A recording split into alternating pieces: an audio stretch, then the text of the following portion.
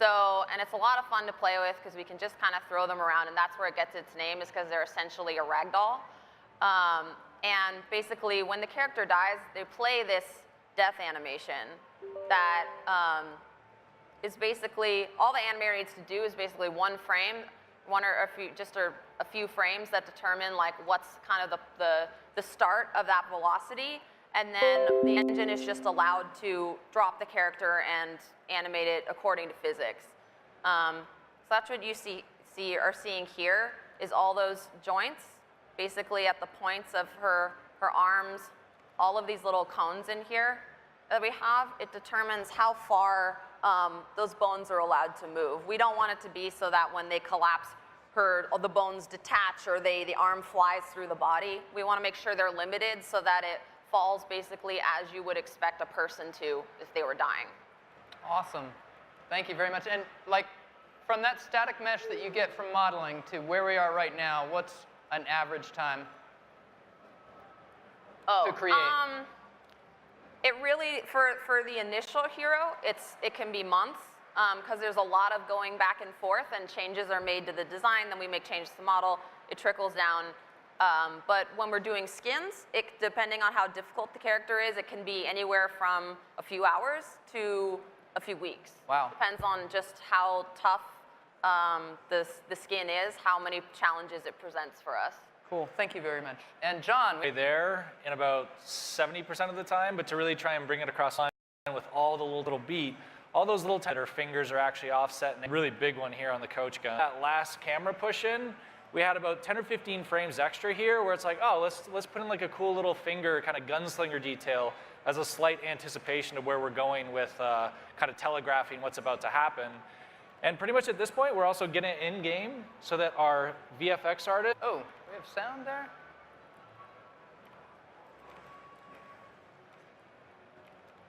So this is after they've gone in, put their effects works in. Normally there is sound as well, but if you want to check that out, just take a look at the game. You can all imagine the pews.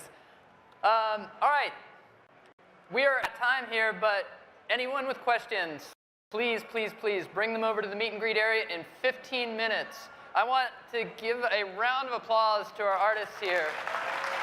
Amazing work. Amazing work. And thank you all for coming out here on a Saturday morning. I know that can be a little rough at BlizzCon. We appreciate it. Thank you all for coming today, and have a great BlizzCon.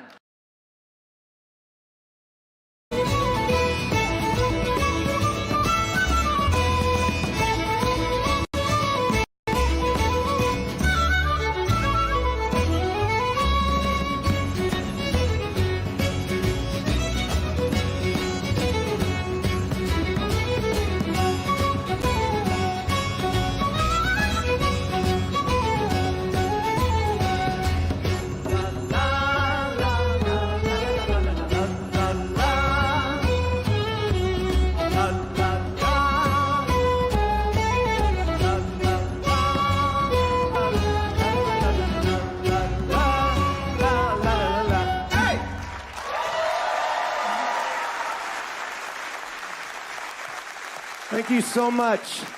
It's a joy to work for Blizzard and make music for this game. I just got to say that. This is Susan Winsberg on the flute, Dove on the violin, Luann on the fiddle, Dan on the drums, Josh on the drums, G on the accordion, Chad on the bass. Thank you so much. Have a great con. Thanks.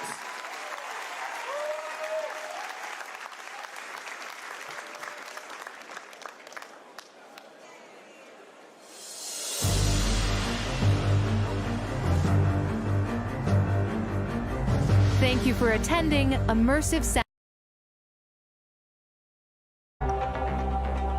Hello, Falstad Wildhammer was going to be on the Council of Three Hammers. What happened to him? Yeah, Alex, what's up with that? Thanks for pointing that out. We're gonna get that fixed. Thank you. There he is. The Wildhammer fact checker is in the house. First in line.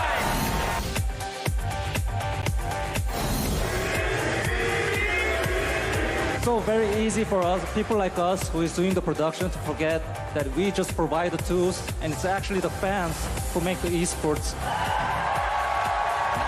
If anyone ever doubts your passion towards esports, you tell them you're here in 2011 BlizzCon and you watch GSL final. Thank you very much. I love you all.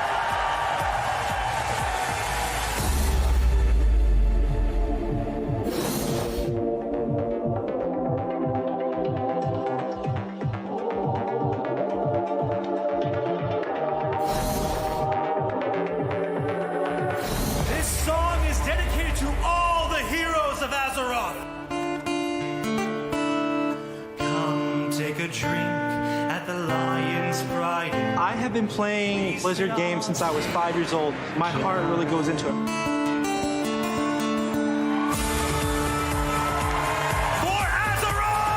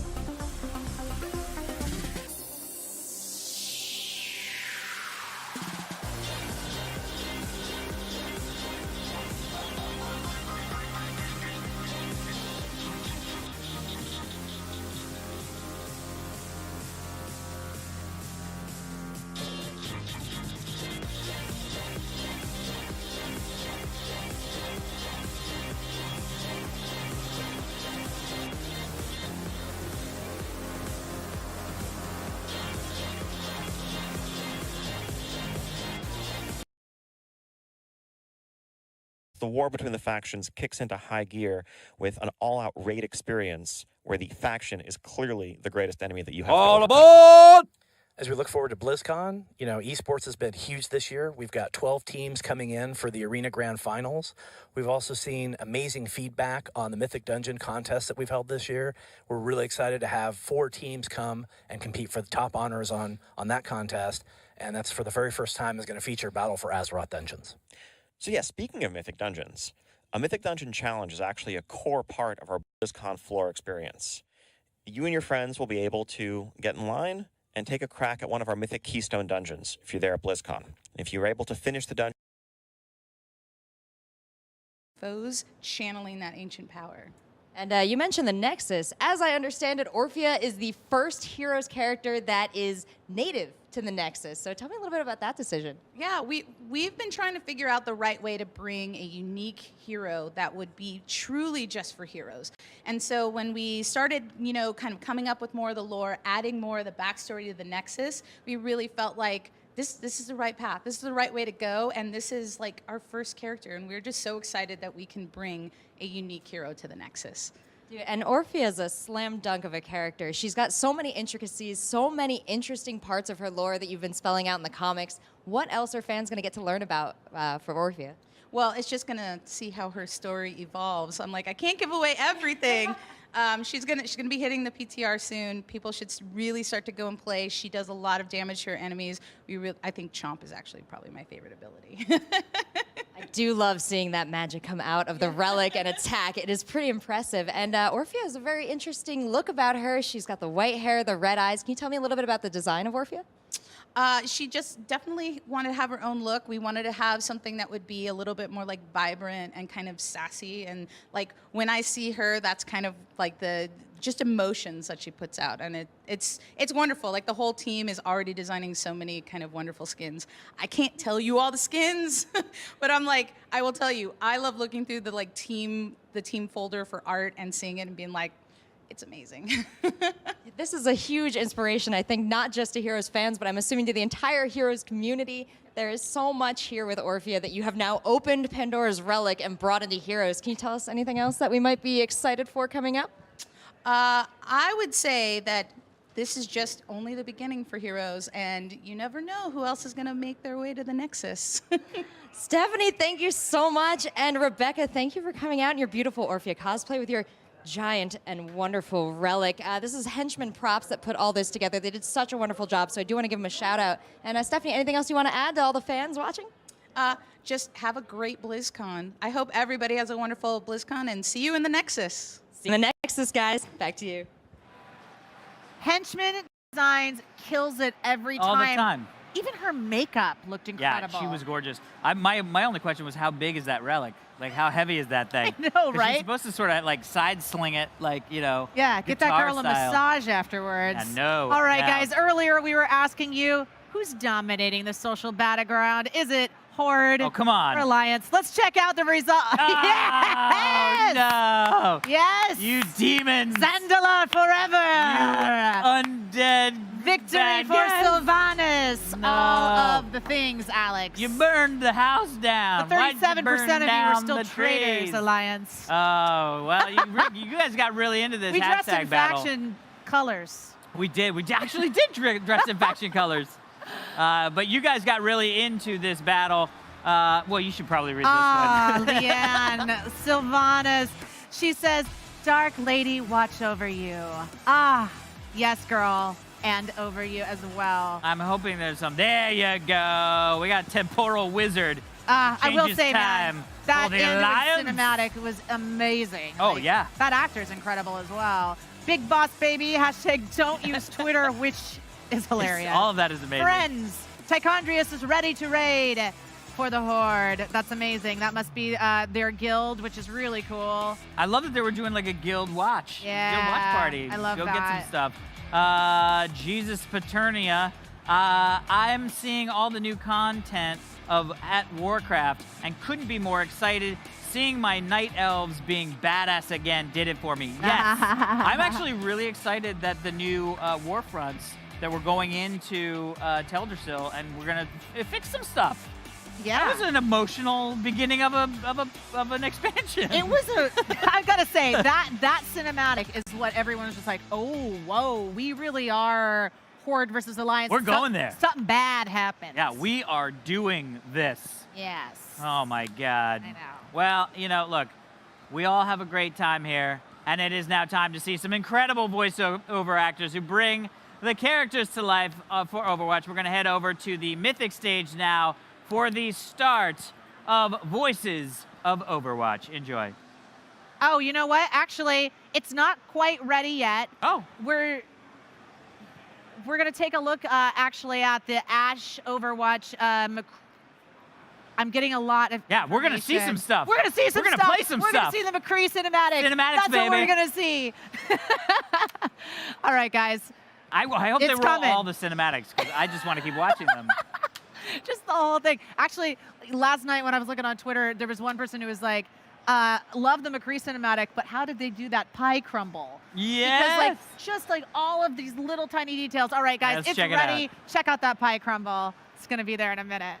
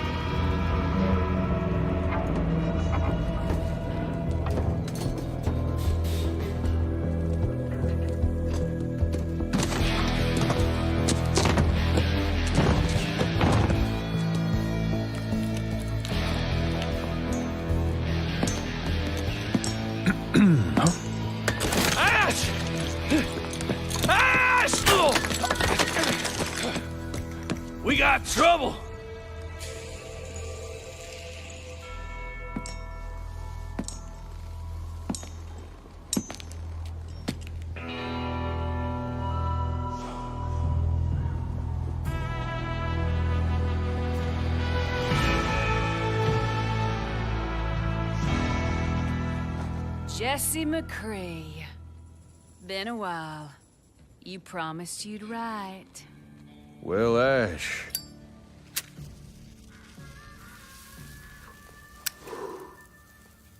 I've been kind of busy.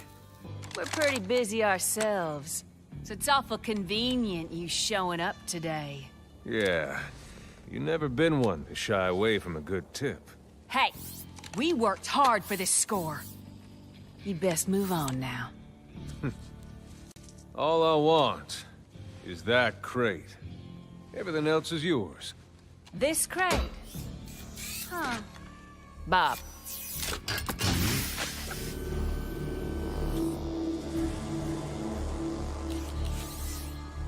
Well, well.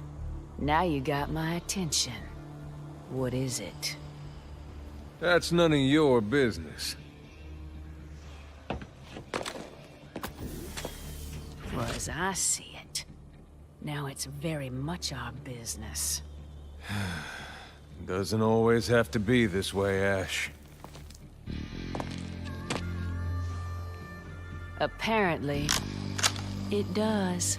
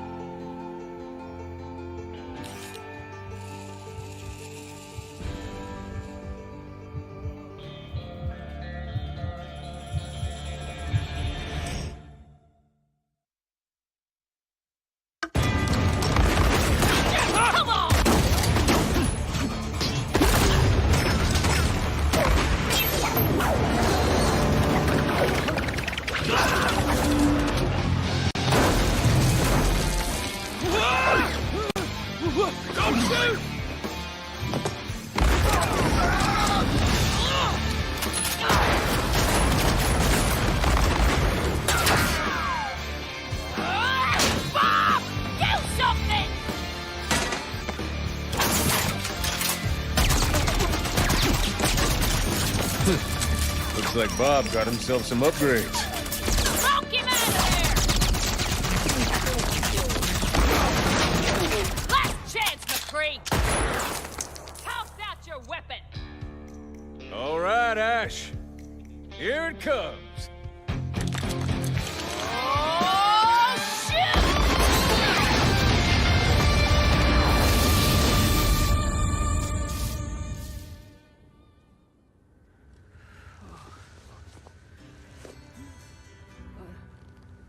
What the... McCree? Sorry about that, Bob. No hard feelings. McCree? Hey! Untie me, McCree! Say hi to the gang for you. me. I will not be yours! I'm gonna rebuild Bob, and I'm gonna have him rip off your other arm!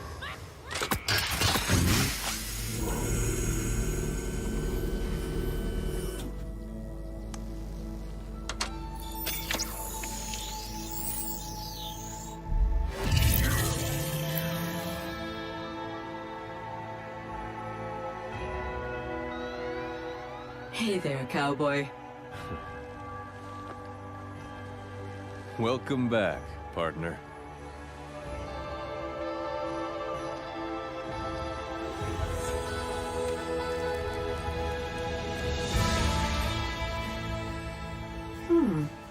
How long have I been gone? Far too long. What happened? Well, that's a story for another time. But I got a call. We're getting the band back together. They want me, but really, they need you.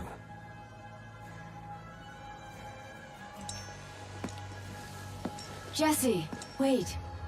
What are you going to do? I've got some business to attend to.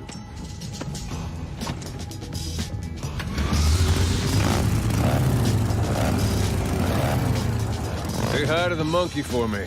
Monkey? Scientist. Whatever.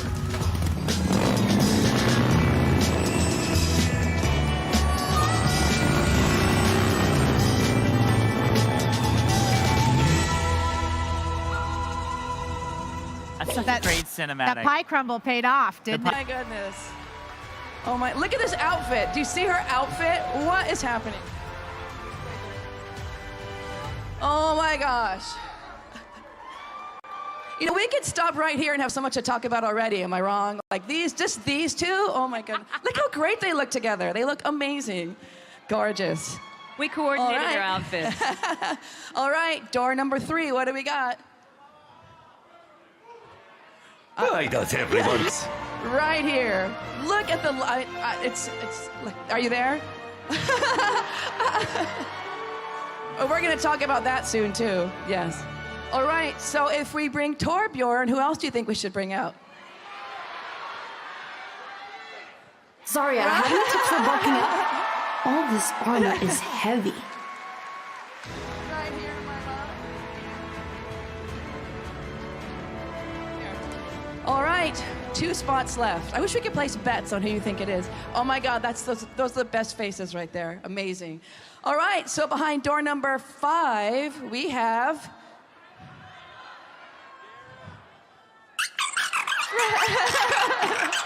Come on out, guys. Look at you.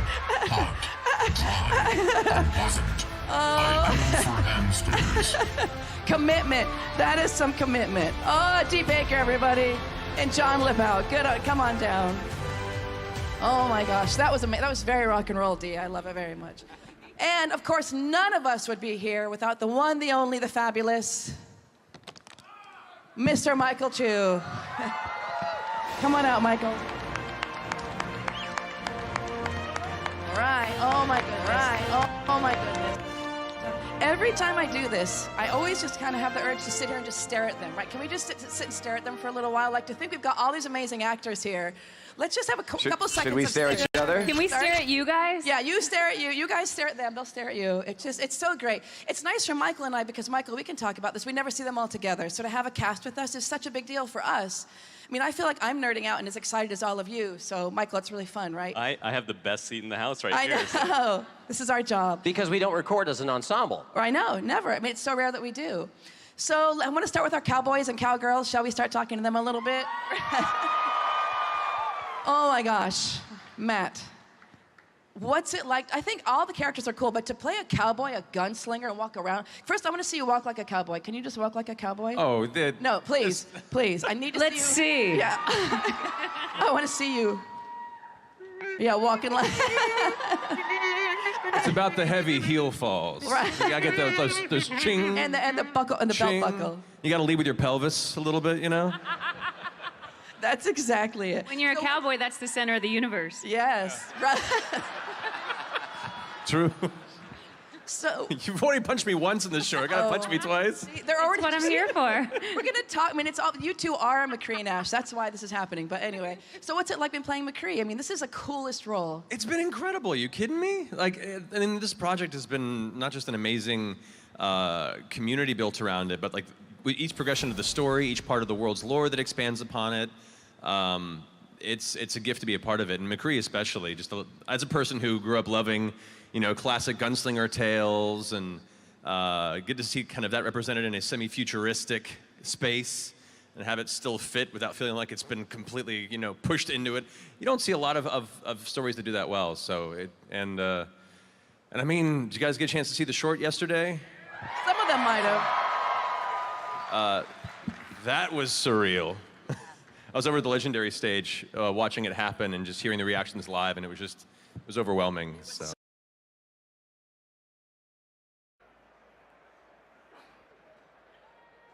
And same thing over here.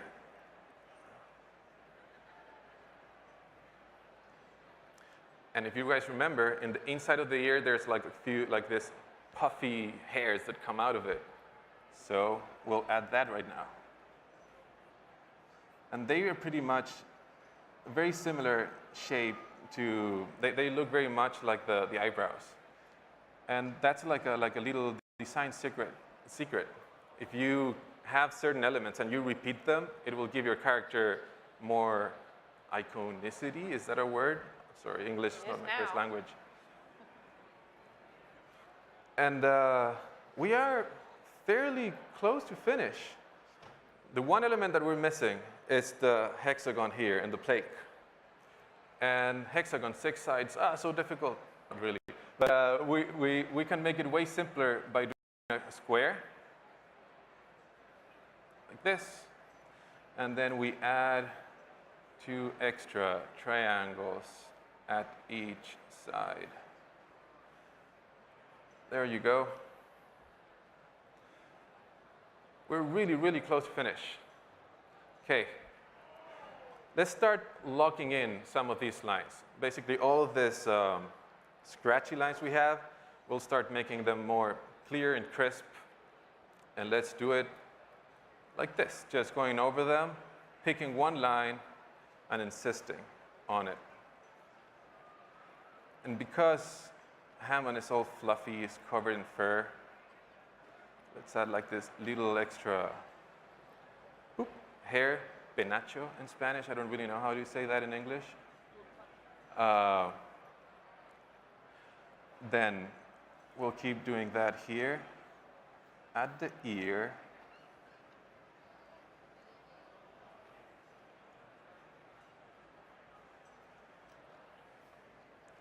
Same thing here, in the inside of our ear. And at the back of the head.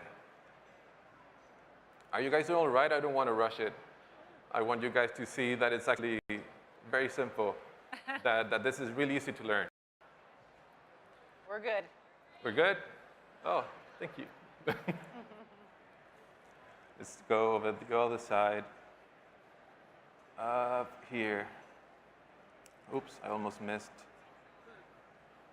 Over here, the fluffiness.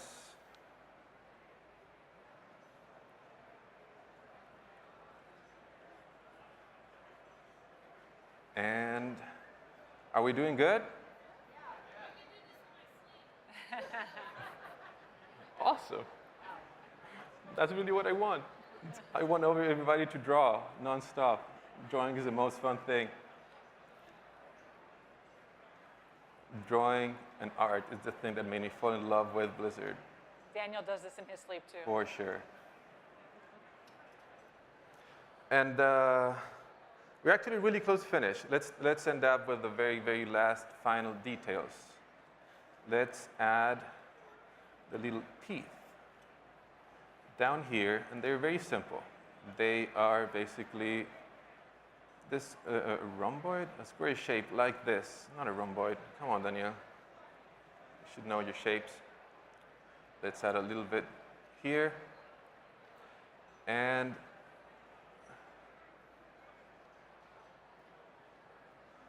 so close to finish, guys. You'll be able to hang this in your fridge. It will be amazing. Your dads will be so proud. I wish I had a star, a gold star, so I could give everybody a gold star. It would be incredible. But I don't. I'm very sorry. I'll draw you one. And he usually also has like this inside shape, kind of mimic the overall shape of his face. And the very, very last touch, it's the whiskers. And they are simple lines, just like this. 1, 2. And you guys finished Hammond. You guys have a Hammond. But you're not done yet. Every great masterpiece needs an autograph, so sign your name on your portrait and then hold them up. We want to see them. Yeah, show us, please. Show us your Hammonds. Oh my gosh. Yes! Look at this one with the cheeks. Awesome. The cheeks over here. Oh, I love them. That's awesome. Daniel, watch out. Watch out. No, don't take These my are job. amazing. Oh, guys, this is awesome. Thank you so much for showing me. Well, I hope that you guys join us in our next session. It's at 12:45, and we're going to have another Blizzard artist teaching you to draw Pachimari. Also, if you check us out on Virtual Ticket under the Viewing Party Guide, there's step-by-step instructions on 12 of Blizzard's heroes. For those of you with a clipboard, please pass them to the end of your row. Just stick the pencil right in there. You can take your work of art with you, but stick the pencil right in there, pass them over, and enjoy BlizzCon. Thank you. Hey, thank you very much. Thank you for attending Blizzard Art Studio. Sorry, guys, they told us 5 people are going to show up. There's a lot more than I expected, but thank you. Thank you all for coming. The Pylon Show is a StarCraft talk show. We're going to talk a lot about StarCraft Remastered today, and I'm one of the hosts. The other host is a super handsome devil down there, Dan Artosis Stemkowski. Oh, yeah. You guys have heard of him. So they watched that Hearthstone tournament like 6 years ago, I think. This is the Hearthstone stage, isn't it? I mean, we're not alone, though. We got some awesome guests for you guys. I know that you've heard of this guy, watched his stuff. He might have taught a bunch of you how to play StarCraft. Sean Day9 Plot is here with us.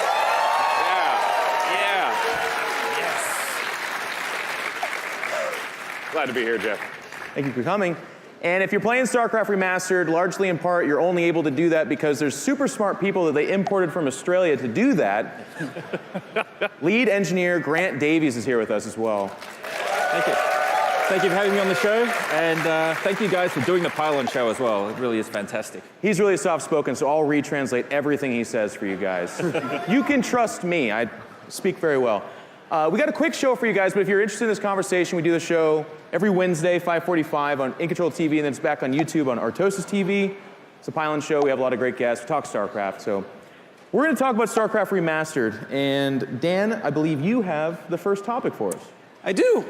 We had a very special show match last night between the winners of the 2 leagues that myself and Tasteless, your brother, and our, person that we work with a lot, the lovely Tasteless.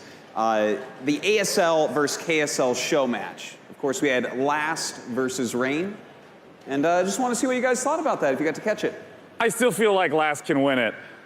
I still feel like that. He didn't wanted him to win so bad. I feel like Last is so much better than Rain. Rain's amazing, but I feel like Last is like just under Flash level. And then Sparkle. I don't know how you win on that map as Terran. Yeah, no, I'll tell you when I figure that out, but I hope the map is never used again, so. What would you get? I mean, did that matchup show kind of the evolution of TVP right now for StarCraft Remastered? Like, it's just changed so much over the years. Last goes into it as kind of, they call him Alpha Go, right? Like, he's supposed to be the mechanical kind of god player. And then Rain is one of the hardest working Protoss I've ever seen. So it was a 3-1. They went kind of quick, actually, which is kind of funny because some StarCraft Remastered matches can be like when you and Nick had to cast a couple, you're like, well, we're here for 13 hours. This is a very long. That was quick, though. It was like an hour and a half, maybe, tops. Yeah, it's still so interesting to see Brood War strategy evolving over time, because, I mean, like, the Terran versus Protoss matchup has had a lot of, the barracks, bunker, I repair with a billion SCVs, and then I stabilize on 2 bases, and then we play a game. And there were 2 interesting things to me. One was that when Last was trying to be cheesy and sneaky, he would still put the bunker at the front to try to, like, feint a fast expand, and then, do that really nice 2-factory build that won him a game. But Rain somehow was going like 2 Zealot openings on Third World, like the early Zealot rush on Gladiator, and managed to like break the front. And you're not supposed to break the front. That's not how it's supposed to happen. Unless it's one of my ladder games, then of course I'm really weak with Terran. So. No, those Zealots come after me. I know what you mean, but the game has actually evolved so much. It's really crazy because I mean we all played 20 years ago and for many years competitively, but to have it kind of coming back up again now and seeing these different strategies that the pros are using and the fact that they work, this is something I would see before and I'd be like, oh, you don't even know what you're doing, but these are the best players in the world. Yeah, and I think one of the things that stands out to me about Last is how resilient he is as a player. There's a number of times, and particularly going back to his KSL victory, where he 4-0'd Jaedong. But there were a number of times in those games where it looked like he was really down, and he's just the sort of player that doesn't matter what's going on, he just looks at it and he says, this is fine, and a few minutes later, he's won the game. Yeah, he really kind of grinds it out, but I mean, a single best of 5, the What I always say, the Protoss always wins, right? Was it surprising to you guys? I think it was loser choice for the map. Were you guys surprised that he chose Sparkle for the 4th map? It's funny too because I felt like part of the reason, yes, surprise. Yes, yeah. But we were talking a little bit about it behind the scenes, and I guess like Flash, who has just for years been the pathfinder, the guy that so many people model their play after, and Last being one of those big ones as well. The 2-port Wraith and just kind of the different play style to hopefully catch somebody off guard. It seemed to be that they were kind of following that way, but it was also funny to see though, like sometimes when you bust out kind of I don't know, like a weird strategy in a match like that, Rain made it look bad. Like the final game was unfortunately pretty anticlimactic because his idea just didn't work. It's kind of a funny Brood War thing too. Like you'll try these ideas, because in StarCraft 2 you try ideas and there's like a little bit more of a gentle way of being like, no, stupid idiot, like that was wrong. And you're like, oh, okay. But in Brood War you're like, you're dumb, get out. And you're like, oh, okay. And that felt like that kind of moment a little bit. Yeah, see, I enjoy ragging on Sparkle as a map. And, you know, just in the long history of Brood War, there's been essentially no island maps. They try to make it work. Like, every now and again, there's some map maker at OGN. So were you doing the lines in the character? Or people are like, oh, you sound just like him. Or I love it if they said, you don't sound like him at all. Like, what happened when you did lines? That's what I thought was going to happen for sure. So my plan was to not make it obvious, because I knew it could go 2 ways. Either I make it obvious and we see how that goes, or I just kind of downplay it and get what the normal, you know, what the experience of cosplaying is. And that's what I went for. I did slip a couple of times. There's a few times on camera where I just couldn't resist it. Somebody was filming me and they were like, hey, can you do one of your emotes? And I was like, I don't know what I can. And I was like, I could do the dance, but I'm going to fall over and break everything. So I said, can I just do a line? And he's like, yeah, sure. And I was like, okay, cool. You filming? Build them up, break them down. All right. And the guy didn't expect that, so he had kind of that real quick, like, that was pretty good. So I was definitely worried he was going to be like, That would have been amazing. I've heard you guys tell me if you know the story, some of our cast has gone online and played as our character. Maybe it was Josh Petersdorf as Roadhog, and they're like, dude, you don't sound like him at all. It was so like, I love these stories. I really want to do that. Matt, you're the one everybody talks about doing that, because your ultimate like makes people scatter. It's kind of the way it works. It's even funnier if nobody's playing McCree, they get really confused. What? And Molten Core didn't have the same, like people go, okay, he's Molten Core, but they don't run and hide when they hear Molten Core. The other thing I realized very quickly is that a lot of people either don't have their headsets on or don't have the mic set up. So after a couple of sessions, I realized like I'm wasting my time. They're hearing me, but I'm not hearing them reacting, which is lame. That's like, you know, or they're not hearing me at all. So I was like, either way, yeah. So I've done a couple streaming things where I got to do it, and that was a lot of fun. I love you for that. So what's it been like playing Torbjorn? Because I think, Michael, you were one of the original characters we brought in pretty early on. Well, actually, let's, Michael, talk about the genesis of Torbjorn, where this idea came from. Then we'll come back to you, Keith. Well, Torbjorn, I think the genesis is sort of obvious. We were doing a loving homage to Warcraft dwarves, but one of the things that I love about Torbjorn is I think, and he's sort of like secretly one of my favorite characters to write, because I think, you know, Torbjorn remains out there. You guys have suffered a lot, so. But I think you're not very good at keeping secrets, by the way. You know, there's a thing about his character where he sort of comes off as sort of just being a jokey, like inconsequential character, but I actually think he's really interesting, and you know, he's cantankerous, and like people give him a lot of crap, but like, you know what, he's right a lot of the time, and I really like playing into that aspect of his character, being a little bit more of a serious one. That's great. I love hearing the genesis stories like this. So for you, with all that, what's it been like playing Torbjorn? What's your take on him? Tell me about your world, Keith. Yeah, I love him. He's very pragmatic, but he's also, you know, very logical with everything. But he's also very passionate, and that comes off as being very hot-headed. And it's written into his abilities. You know, the whole Molten Core, like it's all his lines. I mean, a lot of that's just written in. The writing is amazing on this, and so I find a lot that I have in common with him, because I'm like that. I'm very passionate about, I'm very dogmatic, and if you look at his history, especially in his youth, he was very dogmatic about the whole Omnic situation, and that this is a bad thing and we need to watch out, and people didn't believe him. The other thing that I really, like, I'm very positive guy, like always glass, half full guy, and he seems to be like that too. I find a lot of that in his dialogue, even in the thick of it, which, by the way, he would always be there for the team. He's that guy. He's the rock He's sturdy. He's tempered like steel over the years. One of the first members. Very righteous in what he's doing. But Cantankerous is right because, yeah, he does. That's that hothead coming out. And I could see him getting very angry, but not maintaining it for too long, which is a lot like me. Yeah. And I don't get angry too often. He's a little grumpier than I am a majority of the time. But that's part of the charm that I find. And I think his intentions are always good. And the other thing I really attach with him is that he's a family man. And I think he's been through so much in his history that at this point, his family, and I should say his friends like Reinhardt, are the most important thing to him. And he fights for them, and he fights for a just cause that he believes in. And at this point, he wouldn't waste his time with his hard work on anything he didn't believe in. I've known you for many years, and even if you weren't sitting here, I'd say that you have such a huge heart yourself as a human, and I mean that. So I think that huge heart of yours comes through in Torbjorn so beautifully. So I love Torbjorn so much. So thank you for doing all of this. Can we just clap that he cosplayed? Like, what? I mean, yeah. So much fun. You all got to up your game next year. I'm just saying. I want everybody cosplaying, especially Wrecking Ball cosplaying. That's what I want. All right. So of course we've got Brigitte. What? So here you are. Your first. Look, take a look at everybody. It's amazing. I know. It's been fun when I bring in new heroes because we're recording mid-session and you guys don't know about them yet. And I'm like, your life's about to change as you know it. I remember having this conversation like, girl, do you have Twitter up? Like, are you ready for all this? So what's it been like? Here you are. I don't know.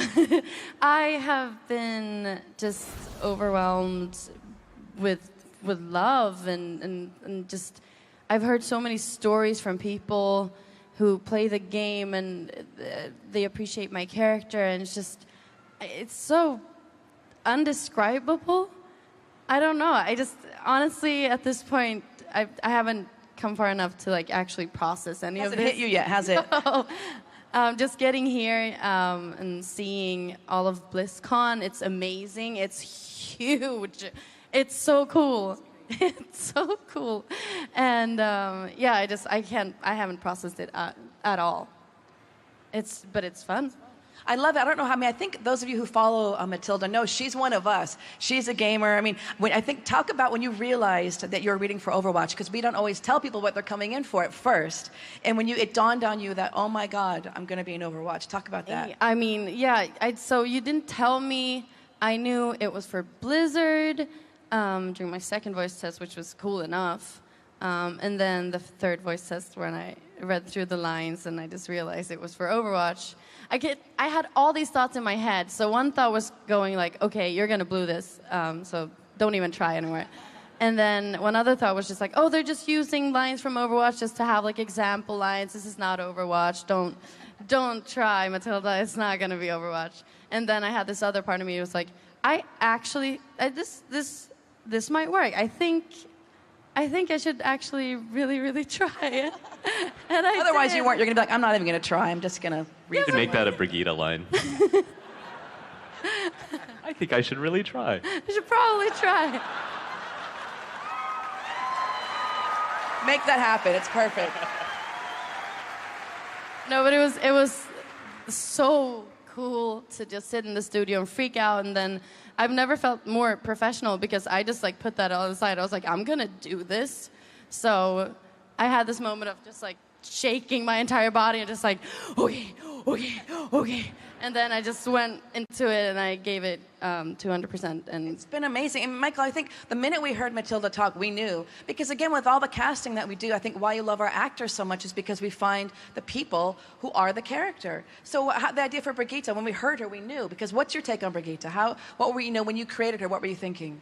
Well, I love Brigitte. I'm basically going to say that every character is secretly my favorite, but because Brigitte is actually one of the first heroes that when I started working on Overwatch that I sort of seeded into the story, because I love this idea with Reinhardt that like Reinhardt, this completely, ridiculous guy going on his adventures, and he needed someone to like go with him to kind of keep him safe, and so that's sort of where the idea of Brigitte came out of. And I love this relationship between the two of them and exploring that, and I think it really puts Brigitte in a really interesting place as far as a hero goes. So, I love her. Yeah, and the voice and everything that you brought, even your nervousness, like even you talking now, I'm acting like I'm hosting this, but I'm thinking, oh my God, you are Brigitte, you're talking, everything, all your movements are all her. So what do you feel like, what do you connect with about her? Like when you think about her and what she means to you and where that intersection is, what would you say that is? I think so her cheeriness is definitely something that I have in me, but it's just not out all the time. It's definitely out now. This is so cool and awesome, but I think she does have like a serious side to her. So I think I don't know, I just relate to her a lot. I just wish I was hardworking and ambitious, so not as lazy as I am, but... Hard work pays off. Yes, it does. But Matilda hasn't gotten that yet. So I think I relate to her a lot, but it's just like she's badass and she does whatever she wants and she goes for it, and I don't do that. And don't forget about the cats. Welcome to the cats. Oh my God. Do you like?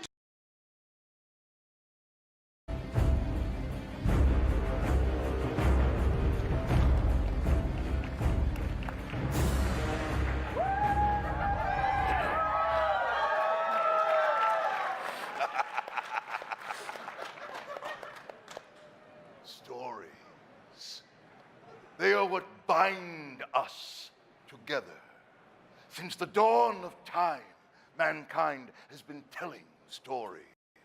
Sitting by the dancing lights of campfires, weaving original tales of love, intrigue, horror. You see, man is simply a walking story. People are all stories, just waiting to be read. But some stories, my darling, some stories leap out and grab you like a great snake until they slowly consume you, until the imagined reality of your mind is correct. Some stories bore their way into your brain like a drill, twisting and twisting and twisting and twisting and twisting until they become a part of you, till they become your world. Now, you may think this is a story of horror, but I am merely a gatekeeper. It is my duty to open the portal to that other world. That world has become your world. Say its name. Say its name. Say its name. Azeroth. This is Build-A-Panel. I am Mr. Wren, and there will be story. In a series of online votes, we came to you and we asked what you wanted this panel to be about. You voted and you chose World of Warcraft. We then came to you and we asked what you wanted the focus of the panel to be about. You again voted and you chose world building and lore. We then asked you to choose a question that we would pose at the end of the panel. That question will be posed at the end of the panel. We then asked you who you wanted to host the panel. You chose me!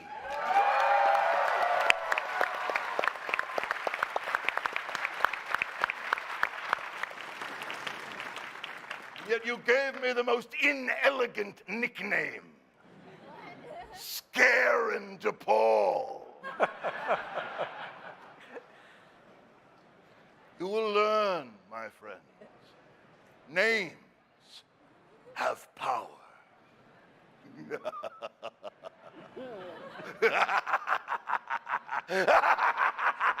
Please welcome now 3 very powerful names on today's panel. Principal level designer on World of Warcraft, Gary Plattner. Lead level designer on World of Warcraft, Jim Chadwick. Senior game designer on World of Warcraft, Steve Burke!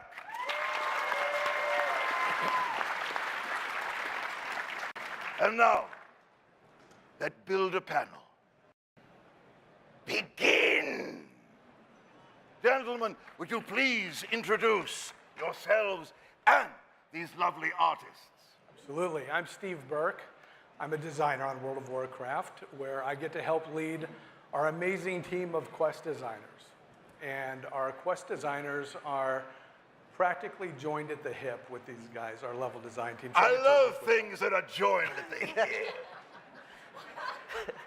For Battle for Azeroth, I had the privilege of overseeing Kultiris from beginning to end. So if you liked Kultiris, thank you. We're going to be sitting right over here after the panel. Please come by and say hi to us. If you didn't like Kultiris, I brought my friend Gary Plattner here. He'd love to hear all about it. That's right, yeah. Please come and see me. But my name is Gary Plattner. I've worked on World of Warcraft from the beginning, actually. I've been here for 19 years. Most of that time on the art team. Thank you, my family. One fan. And thank you. Thank you. Yeah, most of that time I've been on the art team, but for the last 3 years, I've had the privilege of being a level designer. I think it's the best job on the team. It's good, honest work. Yes, you can get it. It's good work. It's good work. And I get to work with my very good friend, my very old friend, Jim Chadwick. Thank you. I'm Jim Chadwick. I'm Jim Chadwick. I'm the lead level designer for World of Warcraft. I've been with the team also for about 19 years. It's really interesting. I guess people ask you what you do for a job, and it's kind of hard to describe. So it's great today that we actually get to show you how we take something that Steve Burke and his team has put together and make it visual, so you can actually see the visual storytelling, whether it be someone that's broken down to the cart that's blown off the side of the road to something that's a little bit more dramatic, like Proudmoore Keep. Anyway, decided to show you off. A question, gentlemen. Where do we start? Well, that's a great question. Good question. So with every zone, when we break ground, we do have some high-level story obligations that we like to put out there, some things that we want to accomplish with the zone. But we try to leave the vast majority of the work for the designers themselves so that they can explore and create and have ownership of that space. Kultiris was a little bit different. Kultiris was... I'm a little bit different. We are all a little bit different. Yeah, we work for Blizzard. What I mean by that is that Kultiris was not, we didn't start from scratch. Those zones had been in Warcraft lore since the very beginning. So we knew that this was going to be a kingdom of humans that set sail from Gilneas and became this hardy seafaring people. So we knew that about their culture. We knew that they had created the greatest naval fleet that Azeroth had ever seen. We knew that it was the birthplace of Jaina Proudmoore, one of our favorite heroes. So we wanted to tell a special, intimate story there. My hand does that sometimes. It's like a murloc. I love you. Tell us more. Can we trade places? No. No? So, also we knew... Are we just changing this whole thing? Yes. It's live, dear boy. All right. Look at all the confused faces. So we also knew that we needed to create the capital city of Borealis, right? And creating cities in World of Warcraft, as you guys will attest to, is nothing easy. It's one of the hardest things that we do. And Jim Chadwick was responsible. I'm sorry. Colin Wolrd. Colin. I'm all confused now. I was It's got me responsible. flustered. Colin was in charge of the layout of Borealis. And so, Colin, why don't you tell everybody how that went? Sure. Thanks, Steve. Jim.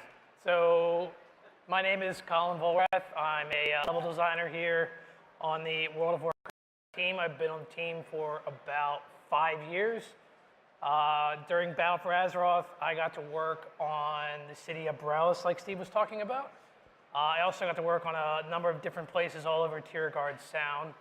And today, I kind of just want to show you a little bit of our process for how we build cities in Borealis, or in World of Warcraft for that matter. So kind of what we're looking at here, this is more of a finished version of Borealis, as everybody's kind of familiar with, who's played through Battle for Azeroth. But cities in World of Warcraft do not start like this. They start in a much more different, much raw form than what we're looking at here. So if you guys will kind of go along with me on a little journey here. And when we're talking about cities in World of Warcraft, we look at older cities like Gilneas, Shattrath, Dalaran for inspiration, more recently Suramar. And most of our cities in World of Warcraft, they actually start a lot like this. This is a very, very, very, very early version of Borealis in its first version. And it's real simple here. We're looking at these red lines where they were meant to represent roads, and the green spaces were meant to represent just districts or places of interest as you move around the space. When you're designing, do you listen to music at all? All the time. What is your favorite song or tune or genre of music to put you in the mood for design? I actually listen to a lot of old game music, like 8-bit, 16-bit. Really? Yeah. I did not expect that answer. Please continue. Yeah. So from this, we quickly then move into sort of a second phase. And what we're doing here is we're trying to nail sort of 3 big bullet points. And the first one is flow, and that's how you progress through this space as a player, right? How does it feel, when you stop and you take quests or that kind of stuff? Do we like the spacing between what we call POIs or points of interest? And then from this, we also have a sort of a second thing we're trying to hit, which is scale. And since this is we're talking about a human city, right? Scale is a huge part of that because it needs to feel like a medieval city, a very classical space. So that was really important with this. And then from this, we'll then quickly kind of move into the last version of this, which is where we're actually taking those scale block pieces and we're going to actually start bringing in finalized assets from the art team. These are the same buildings. This is the same shot that I was just showing you guys to try to line up shots. We're trying to line up a shot here with Proudmoore Keep. And this is to kind of hit the third bullet point, which is the vibe and the theme of the space. And that's my process. What did you want the vibe and the theme of this particular space to feel? Well, so like Steve was saying earlier, with Coltiris, the vibe here needs to be, like you can almost taste the salt in the air. This is a naval city, a naval power, so their town needs to reflect that sort of style when you come through here. So it needs to feel like a hearty place, a very homey place. You wanted to feel very lit. So, tell me, have you ever gone in the real world, perhaps to Europe or perhaps somewhere that... At a lot of places in France. We looked at cities like Hamburg quite a bit to try to get some of the... Famous French town of Hamburg. Yes. So we looked at a lot of different older medieval cities for inspiration. Excellent. Are there any statues or points of interest we might find that would surprise us? Probably not. I can show you kind of some of the process for how we would start bringing in something like that. Please do. So for instance, here we have this sort of middle center district of town, and we could bring in a statue here of Dalen very quickly and kind of orient where we want him to be positioned in this center square. Am I right in thinking this is a Proudmoore ancestor? This is Dalen Proudmoore. This is the Grand Admiral of Coltiris. So. It's Jaina's father. Jaina's father. His father. Jaina's having a very big year this year. Yes. He is. You seen that statue downstairs? That's my favorite statue. Yeah, really nice. That instantly. So, Mr. Wren. Yes. So you can see we go through a lot of different processes starting a zone. And every level designer starts a little different way. So let's look in on Josh. Let's have Josh introduce himself and show us what he's going to show us today. Sure. Hi, everybody. I'm Josh Navarro. I'm a level designer on World of Warcraft. I've been making games for about 10 years now. I've been a prop artist. I've been an environment artist. But being a level designer is by far my favorite. And that's because I get to create beautiful worlds for players to enjoy. So I'm super excited to show you guys how we create those worlds. So this is the very early stages of the Underrot. You might have seen it in Battle for Azeroth, which is a dungeon. Or, the Underrot, which is a dungeon. Battle for Azeroth's expansion. But what you can see here is that I'm just focusing on making a really cool composition in the beginning. So I do that by grabbing these blocks and really just moving them around. And I'm thinking maybe this stuff will be a building, and maybe these will be a tree. And I'll copy these places around. And I want to make sure that I'm creating a cool composition and also a really cool and fun place to run through. So I want to call out the roads as a very beginning step. I'll do that just by keeping it loose and making these marks here. And that way, I can pass this off to Quest, and we can play test it and make sure this is all locked down and usable before we move on to the art phase. And really quick, let me just show you what this looks like after we replace all of this blue block stuff with actual art.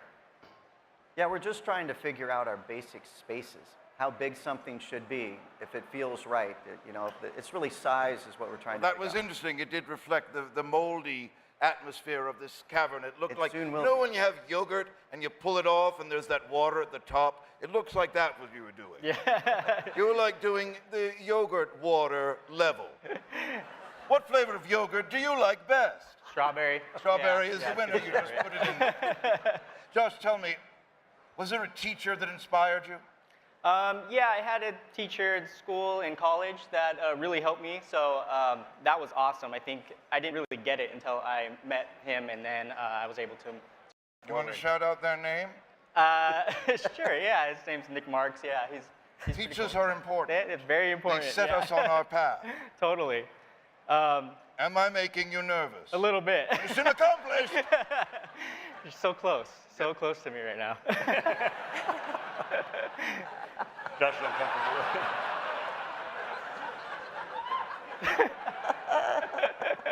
They voted for this! I know! Why? Never let them vote for this! All right. Show all right, us let's- more, Magic Man. So you can see all the temporary stuff is out, and how far this comes along with just replacing those pieces, which is really cool. Another thing that I've done is added more detail to the terrain.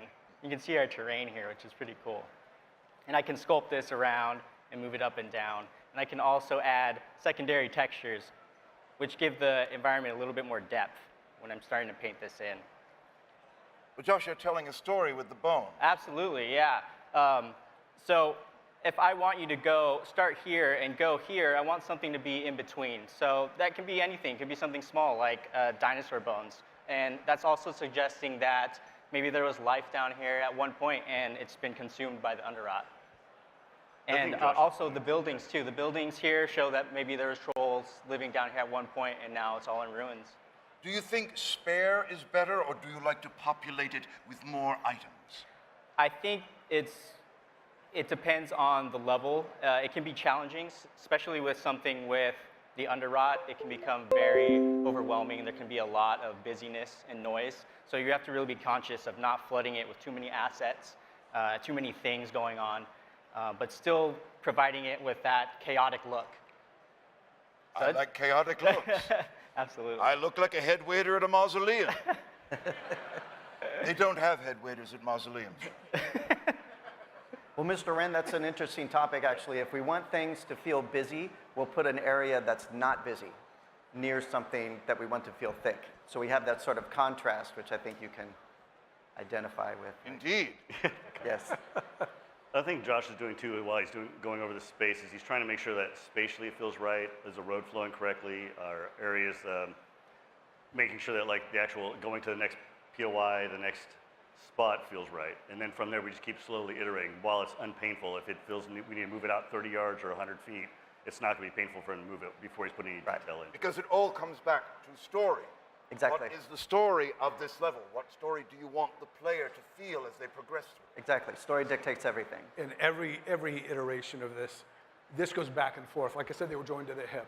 This goes back and forth with the quest designer. Now, iteration. Would you explain what iteration is? Iteration is where we look at something and we play through everything at every step. And if we have notes that will help steer the zone where we feel it needs to be, we'll give those notes back to these guys and they'll iterate on it. They'll make changes. But these guys work really close with the quest designers. And one of the things with what he's doing right now is that we'll play through that space, we'll run through it, and we've got a different lens that we look through. Like we need to know, how many monsters is this going to be able to hold? What can we spawn here? What's the story? Is it about the dinosaur bones? Is it about something else? How are we going to really move you through that space? And them communicating is key. It's important. Well, it's also flow. Like he's even putting dinosaur bones there. What he's trying to do is steer your eye to the left and then bring it up to the actual point you want him to go to. So you'll find little ways to kind of tell that story, like tell little things that are happening on the zone, but really trying to lead the eye of the player and the player himself to a point that you're trying to get him to. Right.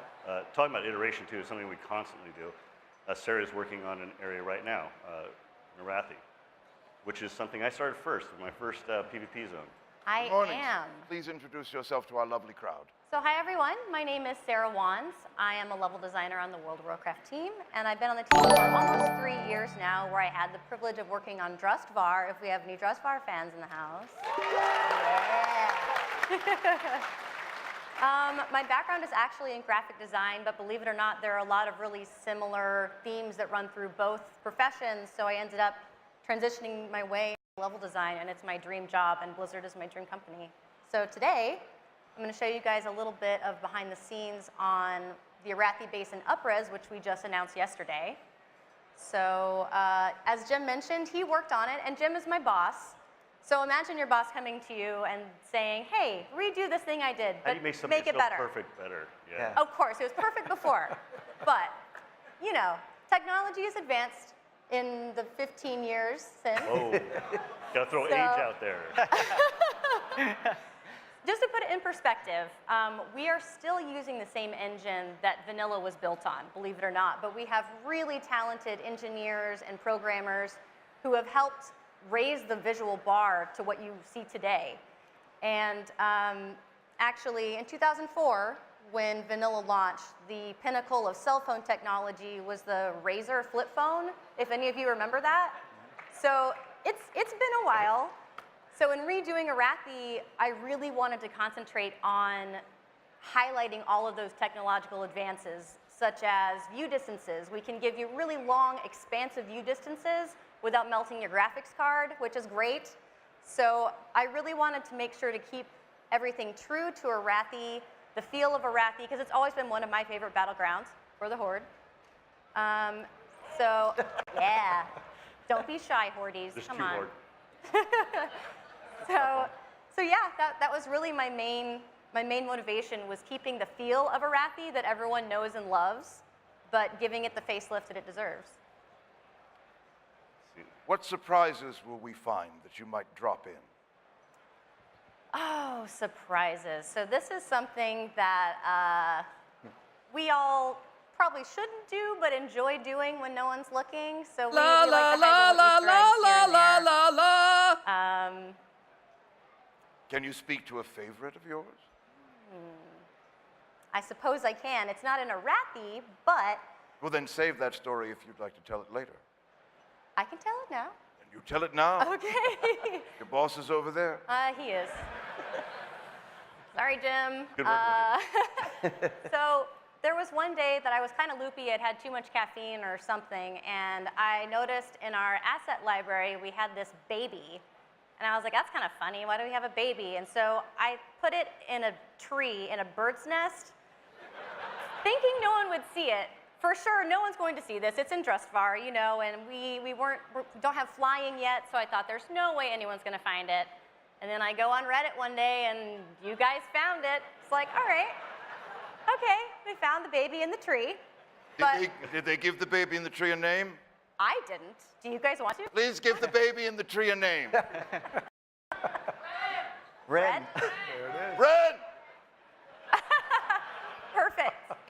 Baby in the tree. Baby in the tree. Tree baby is now called Ren. Yeah. He is cursed with that shameful, shameful name. And will carry on my lineage.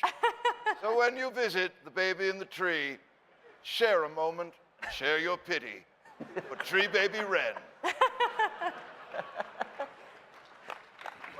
Tell us more, tell us more, tell us more. Well, so here you can see we've got original Arathi that Jim did so well the first time, of course. And then there's Diet Iraqi. It's original Riaki. So what I really started with was, as I mentioned, the view distances, really wanting to open up the space and make it feel like the Scottish Highlands that the original vision was trying to capture. So I'm going in and I'm really simplifying the shapes in the mountains. You can see the original was a bit more busy. And we've learned a lot since then. We've gained a lot of technology just even in our painting tools, we have a lot more options in level of detail, and our environment artists do such an amazing job giving us these new trees, assets, any kind of new tile set that they paint to really keep the same vibe of Arathi, but helping to fill in these big spaces and keep it more simple. Do you find that the angle of the tree or the amount of moss, that will affect the story as well? Tell a different visual story? Oh, sure. If we're trying to lead a player in a certain direction, we might tilt a tree a little bit to the one way you want to go, or sometimes a trick that we do is we create some kind of archway, a visual archway, over a path, because I don't know why inherently people just feel like they want to go through that doorway. So we use that a lot. Do we know why? I don't. I don't think generally, it's just framing. It's trying to find ways to get, focus the player, this is where you want to go. Usually it's a path, lighting, all that kind of thing. And you have the innocuous areas on the side that you just don't care about. But so we have set this up, but our next question is, of course, what does happen next? Yes. Well, constant iteration. We're constantly going over the areas, make sure that, does it feel good? Is it a desert? Does it feel right? Is it something we're repeating too often? If it is, then we'll often change something. Like Gorgeron, was all these vents, these thermal vents that turn around about 4 months in the process, we decided it should be a jungle. And so we put a little jungle atmosphere in there. And it's just ideas, whether it's something breaking up the monotony of a zone or just coming up with something that's a little bit more interesting. So yeah, it's part of the iteration process. Yeah, sometimes we're so sure about what we want to make. We'll have a great idea, and we'll do a concept, and we love it.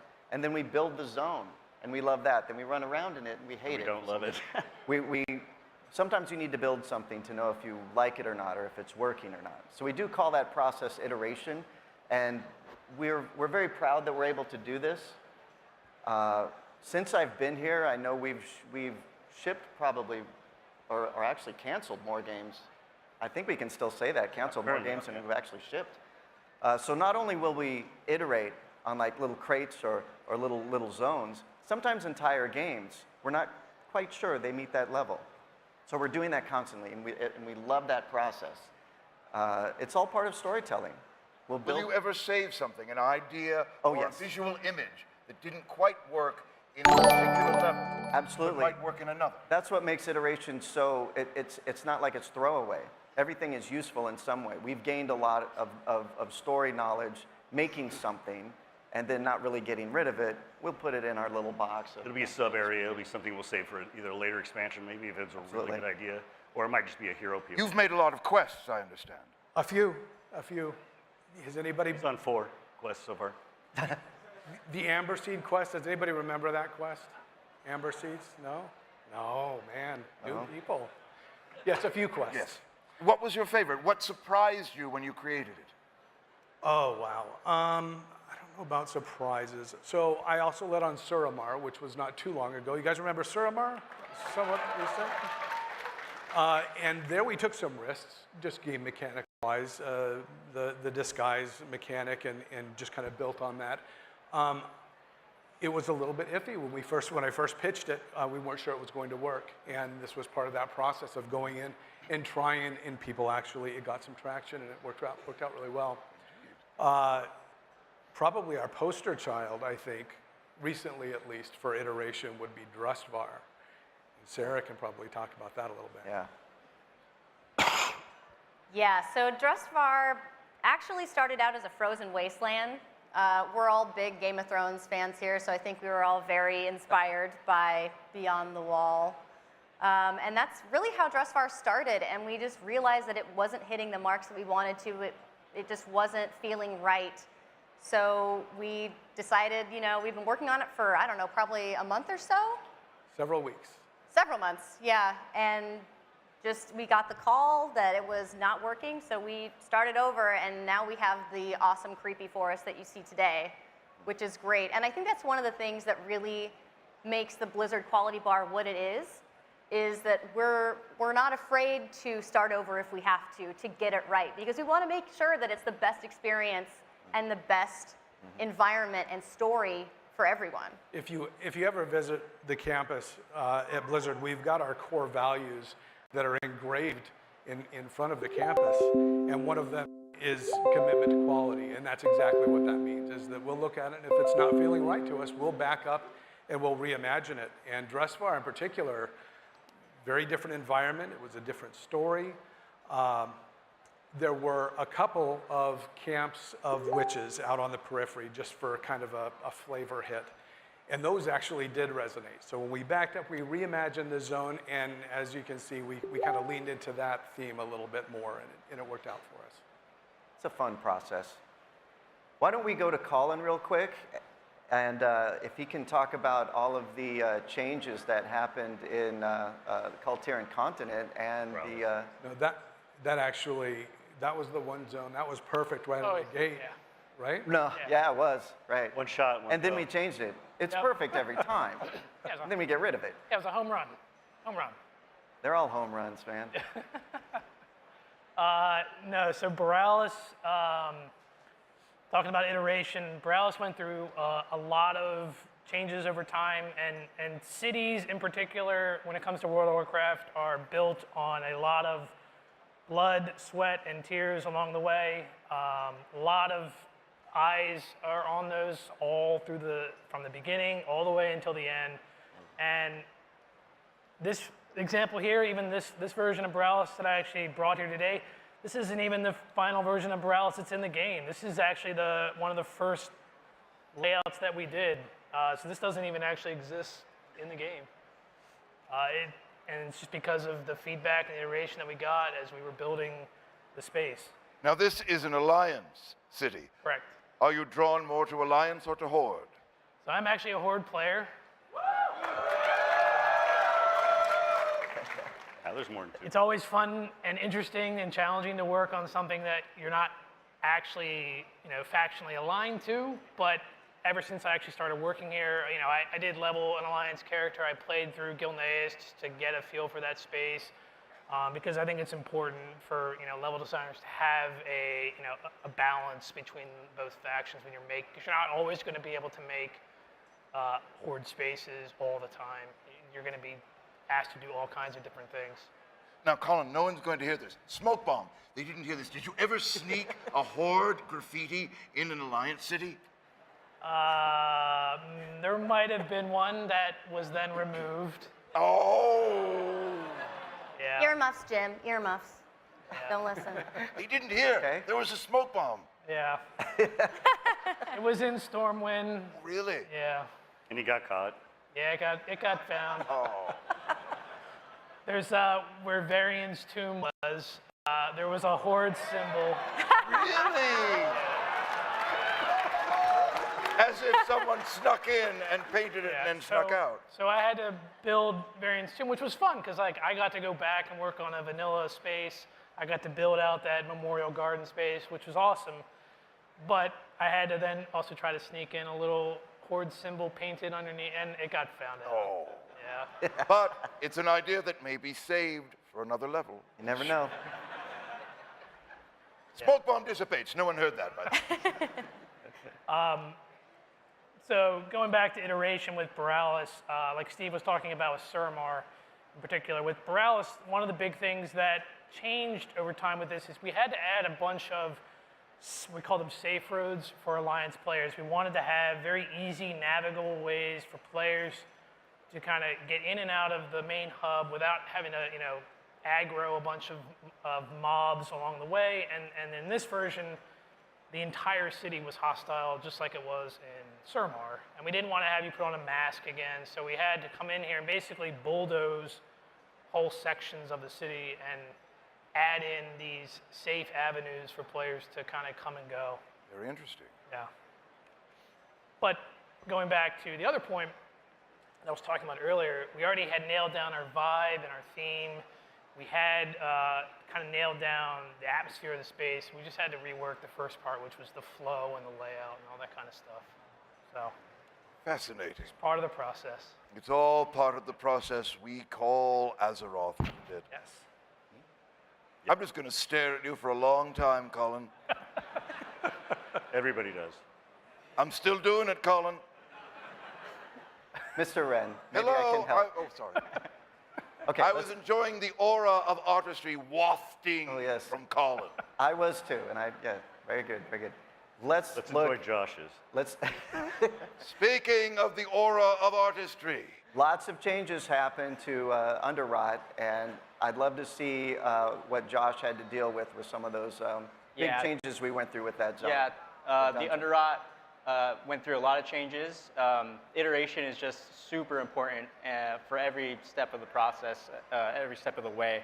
And Underrot was actually supposed to be a zone, and we pitched it that way several times, and it just wasn't working. And instead of forcing it, we just kind of shelved it for a little bit and then decided that it would work better as a dungeon.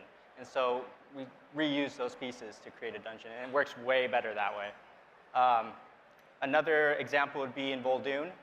It's a lot of desert, and we were trying to think of ways to break up that desert, and we were thinking maybe we should throw in more jungle, more trees, and through all those iterations, we actually found out that hiding a little oasis in the middle of the dunes would work best for that breakup and add just that little bit of visual interest and really make it unique.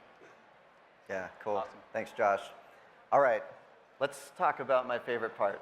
Polish. Absolutely. It's where we actually get to tell, like, I guess, most of our story. The finish, the end of the story, how you polish. Yes.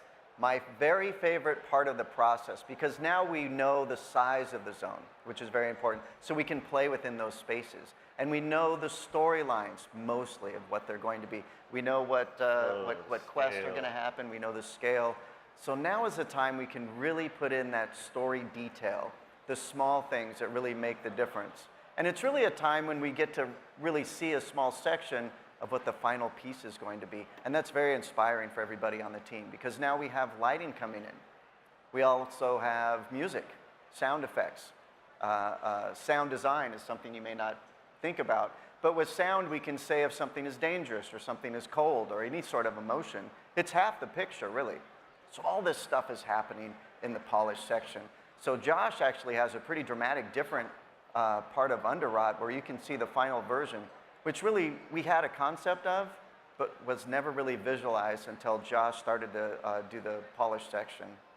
Yeah. Oh, it's gorgeous. This is like my favorite part as well. So I could just totally zen out doing this type of stuff. Yeah. You really get to go in and add in the small details. I know I talked about the dinosaur bones here, but it's cool to go in and add some props around it and really tell the story of how it died and why. So I'm thinking like maybe this dinosaur was down here and it got infested by this fungus and it consumed its body, and that's what happened to it, and it's dead, and now it's become part of the Underrot. So you can do that through all these little props, and you can see this is really time consuming, but it makes a huge, huge difference. Another thing, like we were mentioning, was adding lighting to the zone. You can see when I turn this off that it can really help to call out certain areas that you may want to lead the player to. So I've added a little pop of color here, and I can go in and open this tool, grab one of these lights,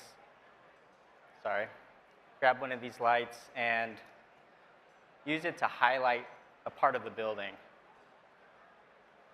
And so that really helps. And the very last step that I like to do is something that we call vert painting. And it helps to push these textures that we've painted down just a little bit extra. And it adds a little bit of depth. So you can see I can get a little more detail in this painting. And if I turn it off and on, you can see what a huge difference it makes. So this is without, and this is with.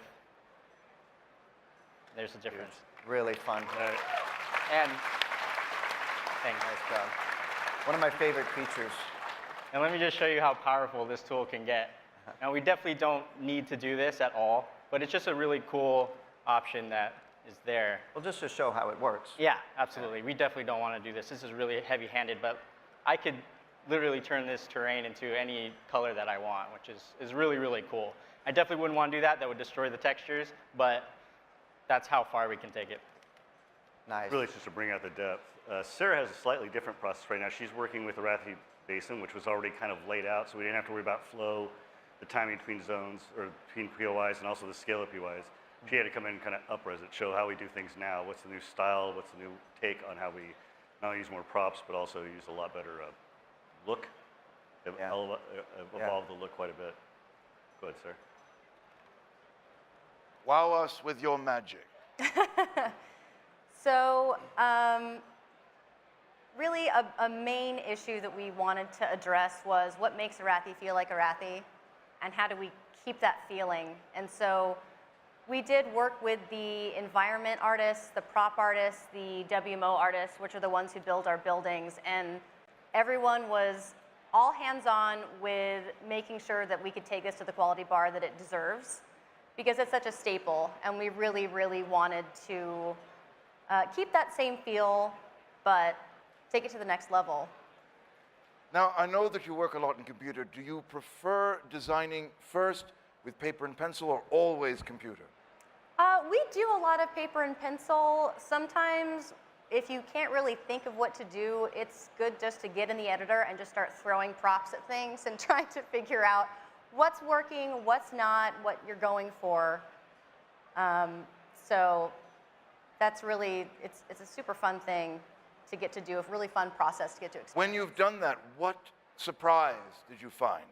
Did it ever lead to a surprise that you did not expect when you were just going from your mind, just designing? Oh yeah, all the time. And the really cool thing about our team, I think Blizzard as a whole in general, is how collaborative our work is. And so every week we, as level designers, have a meeting and we show what we're doing and we get feedback from each other, and we come up with the craziest, coolest ideas that just end up completely sending you in a different direction, but it's the best direction that you could have gone in. So it's really, really awesome being able to be surrounded and supported by such incredible peers and friends to help you get through that. And that is reflected in the game.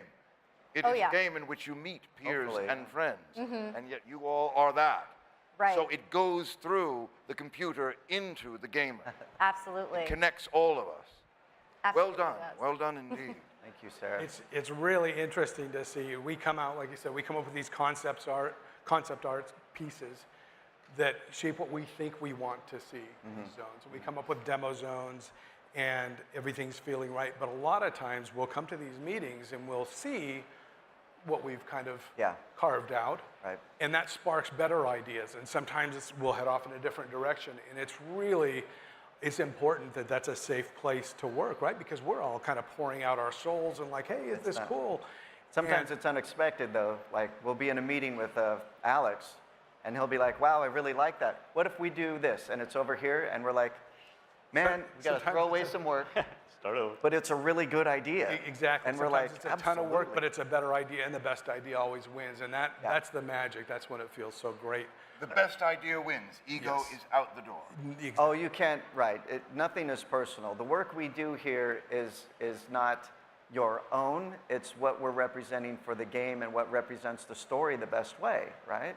If you felt things were personal, and I tell this to students a lot, your work is not your personal baby up there. We need to be able to tear that up and say something is no good. It's not that you're no good, right? Or you're whatever. The work could be better, and it's going to get better if you allow yourself to listen to those sorts of criticisms, right? It's one of the things working with new designers too, right? It really is that personal, especially I think with Quest, where you're crafting these words and this story to try to go along with these amazing environments. And we play these. It's important to know, we talked about creation of zones and all these iterations, and as leadership, we look at the zones and we play through the content at every stage. And we will give notes. And those notes sometimes, again, Absolutely. it's not that you did a bad job. It's just, hey, maybe it's a great story, but it's not being told in a wow way. Right, it could be improved. Plus, we're hoping other designers are going through and looking through our zones and being inspired for little points of interest, small little stories that get little microscopic things. We want everyone to be inspired by every little corner. It's important to know, because we get a lot of people that are just fantastic storytellers or really good writers, for example, right? But being a quest designer on World of Warcraft isn't just that. Another one of our core values is gameplay first, and our quest designers are the guys that actually go in, they place the monsters and the quest givers, and all those interactions that you see are handcrafted by these guys. And that's a good point. Sorry, I wanted to, everything we do, nothing is procedural. You see how they work. This is how they build the game. Everything is placed by hand. Everything is done by hand, and I think it's important. Sorry, another thing I want to mention before we run out of time, We do have a question to pose at the end. I understand. But we talk about storytelling, and I wanted to say that this latest expansion really represents the type of storytelling we had always hoped we could do in World of Warcraft. When you think about it, we have these pre-rendered cinematics, which are fantastic. These in-game cinematics by Taryn Gregory's team. All of our little storylines that the quest guys can do little cinematics. The storytelling that our level designers are doing. Everything is related. If you remember our old cinematics from the beginning, they didn't really have a whole lot to do with our story. They were really pretty, but they didn't move along our. I'm Day 9, and I feel obligated to end this sentence with StarCraft 2. Now, I want to start things off by just asking you, Tim, what has been going on in the wonderful world of StarCraft 2? And I will give you the power of the wonderful slide control to tell us about it. Well, thank you. It has been a big year for StarCraft 2. And we actually started the year at the Olympics, doing the lead-in to the Winter Games. And that was a very exciting tournament that Scarlett took the trophy for. Go Scarlett. Yeah. And then we also celebrated the 20th anniversary of StarCraft. And that was something you helped us celebrate, so thank you. Yes! And that is just very exciting for us. 20 years for the original StarCraft, 8 years now for StarCraft 2. Such a tremendous legacy. And I'm not going to talk about all the content that's up on the slide, but we released Tychus as a commander. We had another war chest. It's been a great year. What are some of the features that you haven't gotten to yet that you'd like to? There are a couple of things that we are still working on. So co-op leaderboards is something that we've been exploring and we think could really add depth and longevity to co-op gameplay. So that's something we're still looking at. And we also want to support video streams in the game so that you can watch StarCraft 2 esports right in the client. So those are things that we're still working on. Great. Yeah. Dude, excited to hear about it. You know, one of the things that you just mentioned, the war chest, always have so many goodies in it. Ryan, I was wondering if you could talk to us a little bit about war chest number 4. Give to you. Yeah, absolutely. So we are trying to get another war chest out by the end of the year. We're really excited about it, and we're going to be doing a couple of things differently this time. So for anyone unfamiliar, the war chest is a program where we have an event that players can purchase admission to unlock cool rewards by playing the game. So far, we've always done unit skins, so you could reskin your army, the Marine, the Marauder, that type of thing. But this time around, we're going to be doing building skins, which is something that people have been asking for it, so you're going to be able to kind of complete your set and get everything matching in your army, so that should be pretty exciting. But that's not actually the only thing that we're doing differently. We're also going to be making it so that you can unlock war chest rewards by watching StarCraft 2 games on Twitch as well, instead of just playing the game. We know that there's a lot of people out there who love StarCraft 2 esports and love watching that content, and we want to make sure that you have a way to directly support StarCraft 2 esports in the war chest, but still get to unlock all the content the way you want. How many of you stay up really late and screw up your sleep schedules to watch GSL? Anyone other than me? Yes? Good? Good. You're going to get rewarded for that now. Isn't that great? It's fantastic. Now, you mentioned, and I've gotten the chance to see just a little taste of it, the building skins. Rob, please show everyone. Please show us the building skins. So we have here a few quick pieces of art. Now these are not final, but I want to just show it to you what we have. We're going to have for the Terran, the Special Forces. I actually really like these guys. They are going to be very similar to what you played with in the Nova Covert Ops missions. They're going to be a little more tactical, a little more carbon fiber, maybe a little more LEDs. I think they're going to be pretty cool in multiplayer specifically. Yeah, no, I see the really sharp blue neon that, Nova's known for in her costume. Absolutely. And then next up, we got the Forged Protoss, which for me, these is Alrak's army, the Tal'Darim. So these guys are going to be awesome in multiplayer. Really bright neon, well, the bright red colors, which Yeah, I was curious about, because in the art, we know that Tal'Darim generally has that really dark, rich red. Is that going to be in every single model, or that's typically where the team color is? So we're working on this right now, and our current idea, and I think it's the one we're going to stick with, is that that's going to all be team colors. So you can choose a very strong team color. You can pick red if you want, or pick whatever you like. Oh, so good. And I feel like you're going to talk about the third race now, Rob. I have an intuition about me. Talk to me about Zerg. So this next one I'm pretty happy with. Here's just a quick sketch of what we had, the first piece of concept art. It's going to be the Simulant Zerg. So in the last war chest, we made these awesome Mecha Zerg available as units, and now we're actually going to make them as buildings, and this is what we're working on right now. Oh, it's so good, Rob. That is so awesome. So this is actually a little bit of work, and we were a little scared about making this at first, but we're hard at work and going to make this ready for the next war chest. God, that is so fascinating. I'm curious in terms of these types of designs, the kinds of challenges you have making sure that things still read clearly. I know that with units, there's a lot of motion in combat. Is it easier with structures to do these types of skins? So in this case, what we've decided to do is to make sure that the profile is pretty much the same as the regular Zerg. So pretty much every spire or a tentacle is now replaced with a mechanical wing or a spike. Do you find it challenging to be able to explore that creatively, or does it still feel like a pretty open space for you? Well, this actually was a pretty exciting challenge. Initially, the artists were a little scared, simply because of the amount of work. But as we started working on it, it's probably the most fun thing we've done in a long time. I mean, so awesome. We're actually having a lot of fun making this art. Once again, this is going to be in the War Chest 4. Now, next, I was going to say I was going to hand it over here to Kevin. Yeah, Kevin. I understand that there is a new co-op commander in the works. Indeed, you are right, Sean. Our newest co-op commander is going to be Zeratul. Yes. And Zeratul is very exciting for us because he's one of the most iconic characters, both from StarCraft 1 and StarCraft 2.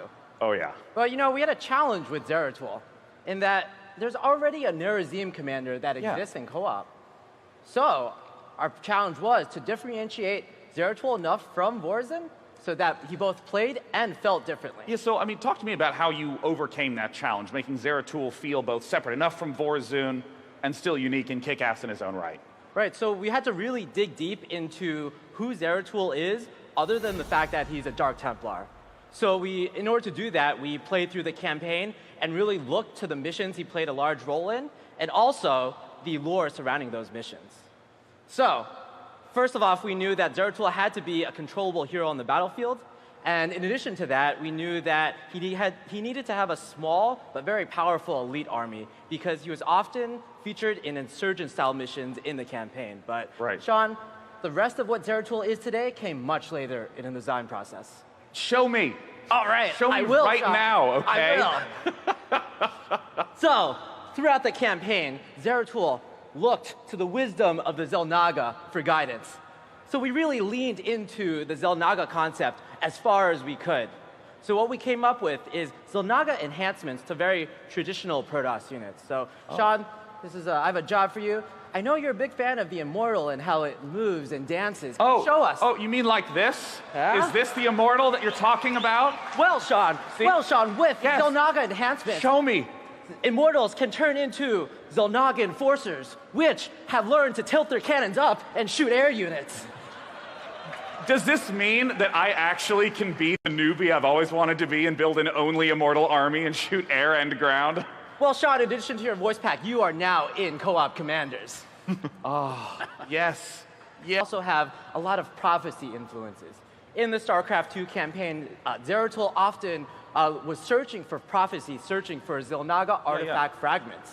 So we really incorporated that into Zeratul's design.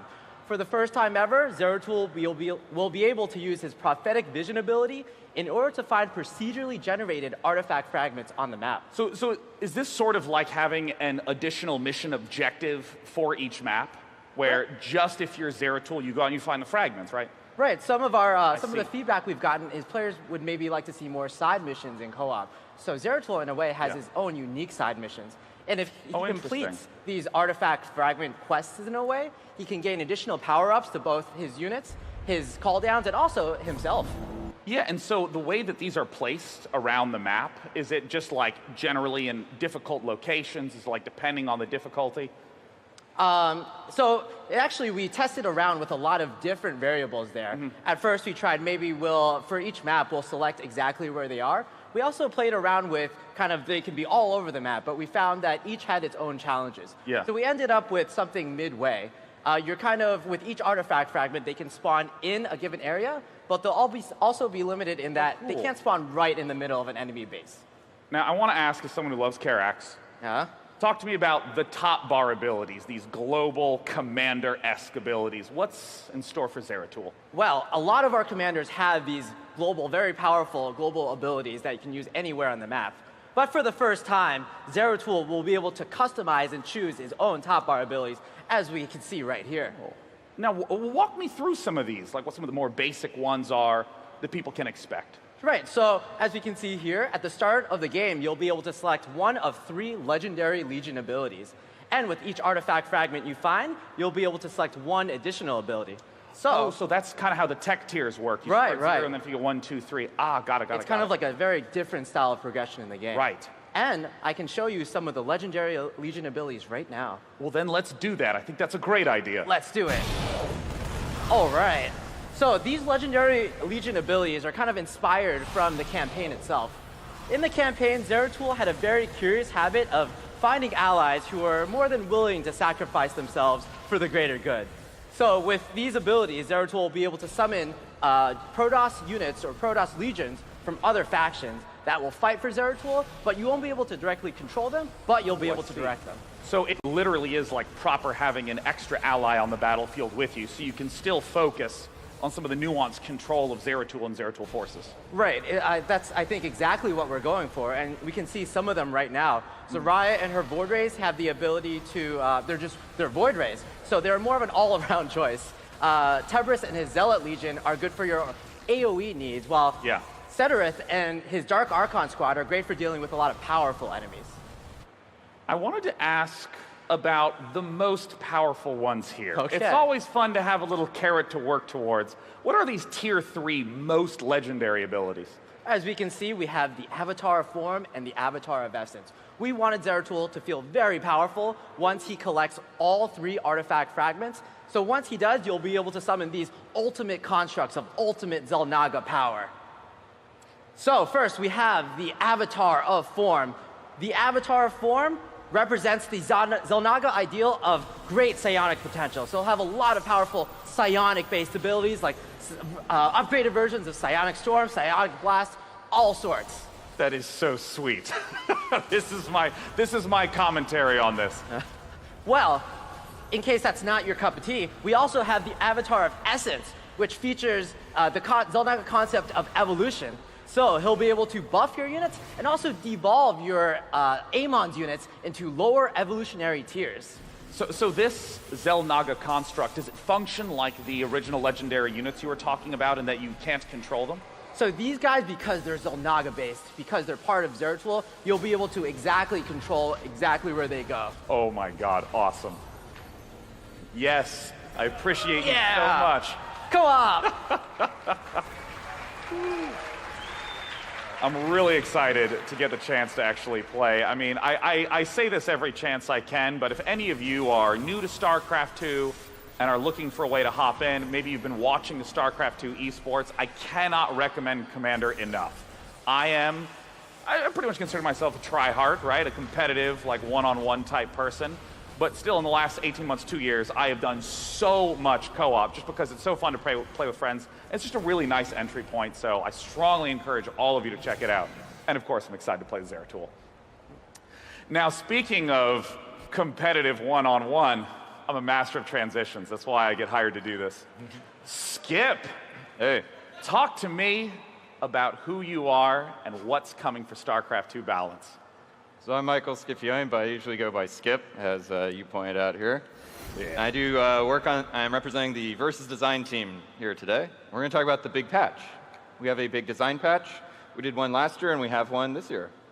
Well, talk to me a little bit about how you approach design, because I know it's not just tweaking a unit here that feels strong or weak and so on and so forth.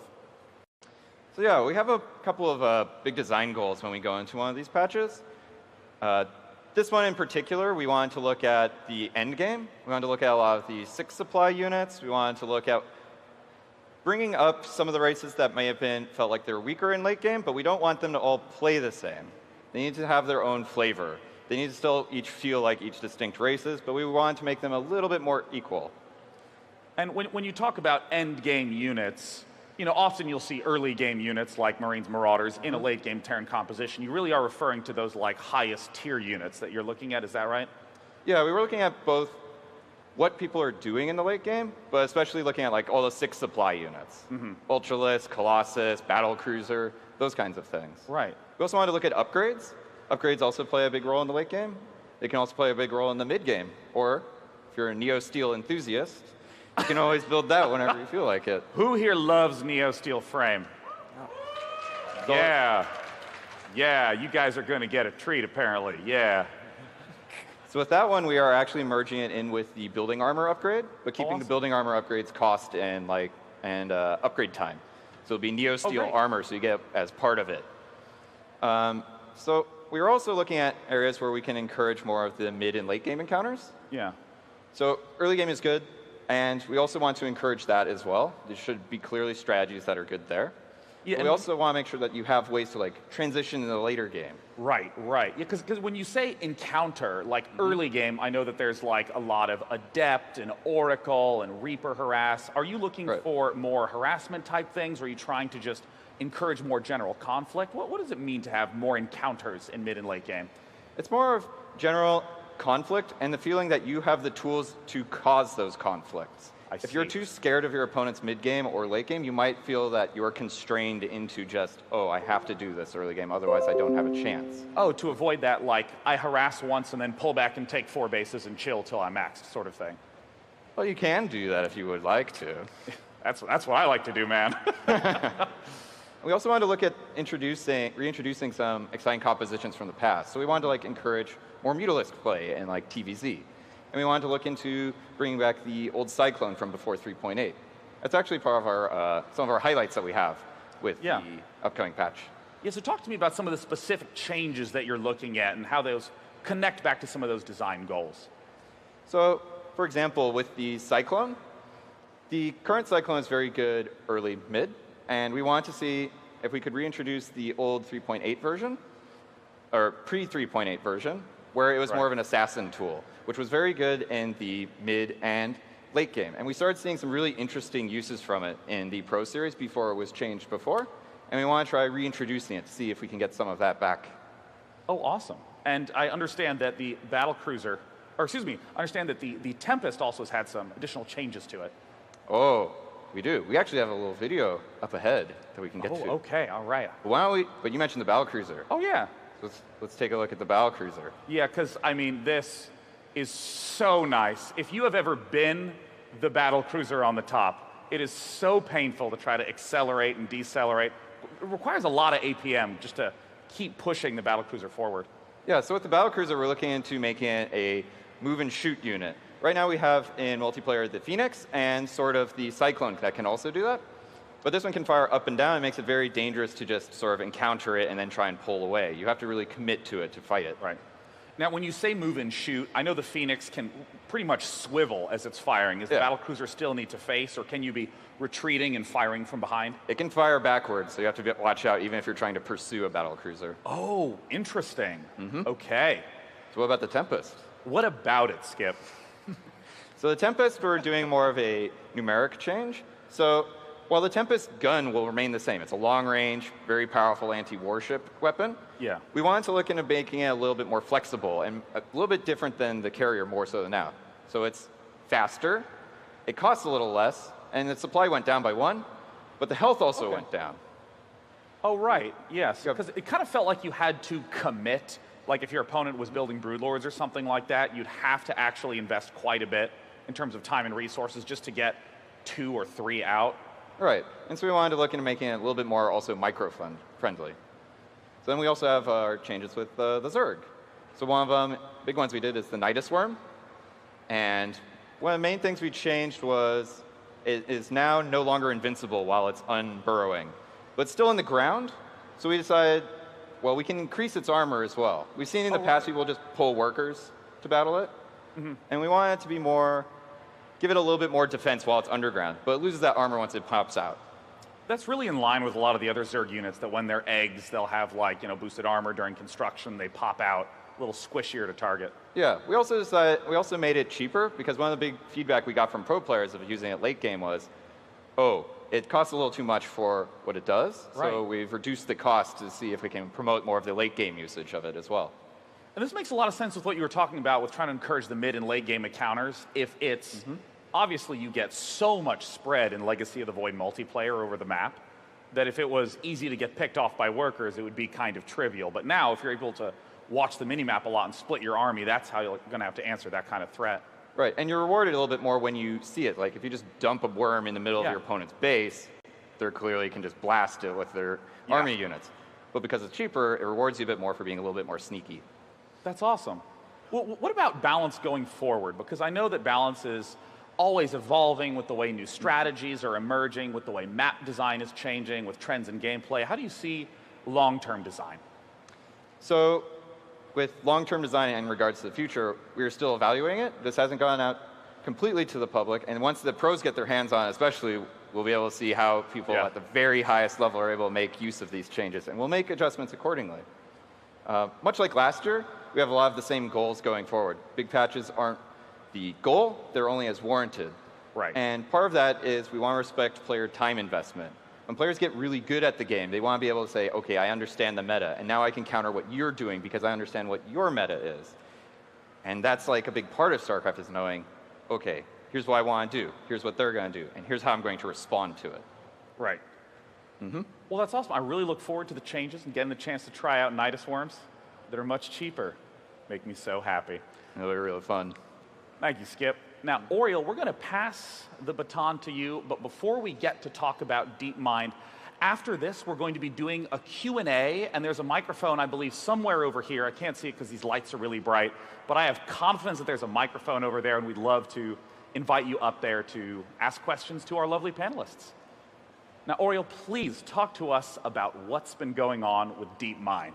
Right. So it's been quite an exciting couple of years. 2 years ago, we announced that we would collaborate with Blizzard to open or release the StarCraft 2 as an environment for building artificial intelligence. And last year, we actually released it, and it's been an amazing experience to see the community come together. There's a very nice Discord channel where people sort of do all kinds of things in StarCraft that is maybe not what you would expect you could do, like building bots and iterating and having a ladder for AIs and so on. So that's been great to see.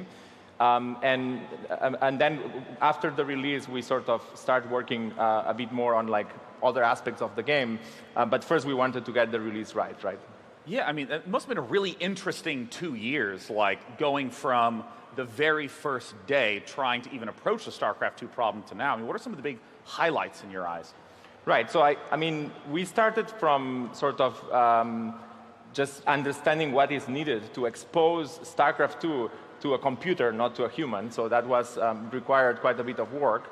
And what's been sort of exciting for DeepMind, right? We sort of have a bit of history on using video games for researching artificial intelligence. Yeah. And what's been super nice is that StarCraft kind of ticks a lot of boxes of difficulty of previously sort of successfully declared, solved games, or at least been played at very high human level, right? So we started with Atari, which there's like fairly simple old games, but it was still an impressive achievement when we did that 3 or 4 years ago. And then, as people might remember, 2 years ago, we beat the world champion at Go. But obviously, Go is a game where you, for instance, see the whole board, whereas in StarCraft, you do have to go out and seek for information, right? So that aspect in particular is going to be one of the challenging things to deal with for the current AI technology. Yeah, I mean, I'm curious, because in a game like Go, there's 361 board positions, so it's really clear what a move is. You just place the stone. But when it comes to something like StarCraft, I mean, how do you even define what an action is that a computer might want to take, or that a player would want to take? Right, so for this we took a very sort of human-centric approach, right? We look at how you play the game. I was a gamer back in the day. Actually, I played quite a bit of StarCraft 1. And we just kind of tried to emulate this idea of mouse clicks and keyboard clicks and dragging rectangles across the screen and so on. So when we defined the API with Blizzard, we tried to really follow closely what someone playing with a keyboard and a mouse would look like. Not much so like, I mean, we also have an interface that is more like programming, but what we care about is playing like a human, because that's what kind of is the challenge, like the challenges of StarCraft, like span of attention and like economy of like where you have your camera, micro versus macro, all these is much harder when you expose it with the human API, as we call it. Well, what's the progress been like so far?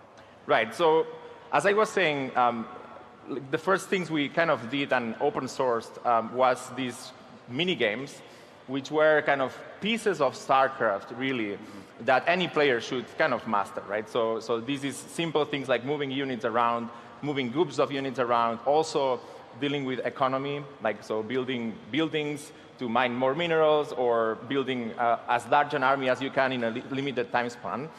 And since the release, we actually have gone quite far in these mini games, and we have essentially achieved what I would call very competent human performance, like maybe Grandmaster level or so. But there are obviously extremely limited sets of things in StarCraft, right? And is this to just get a feel for it, to make sure that the framework that you're functioning with is causing proper learning to happen? Exactly. So we learned a lot, right? A lot of the difficulties of the action space, the mouse clicks, was exposed thanks to this. And so it was a very good first stepping stone.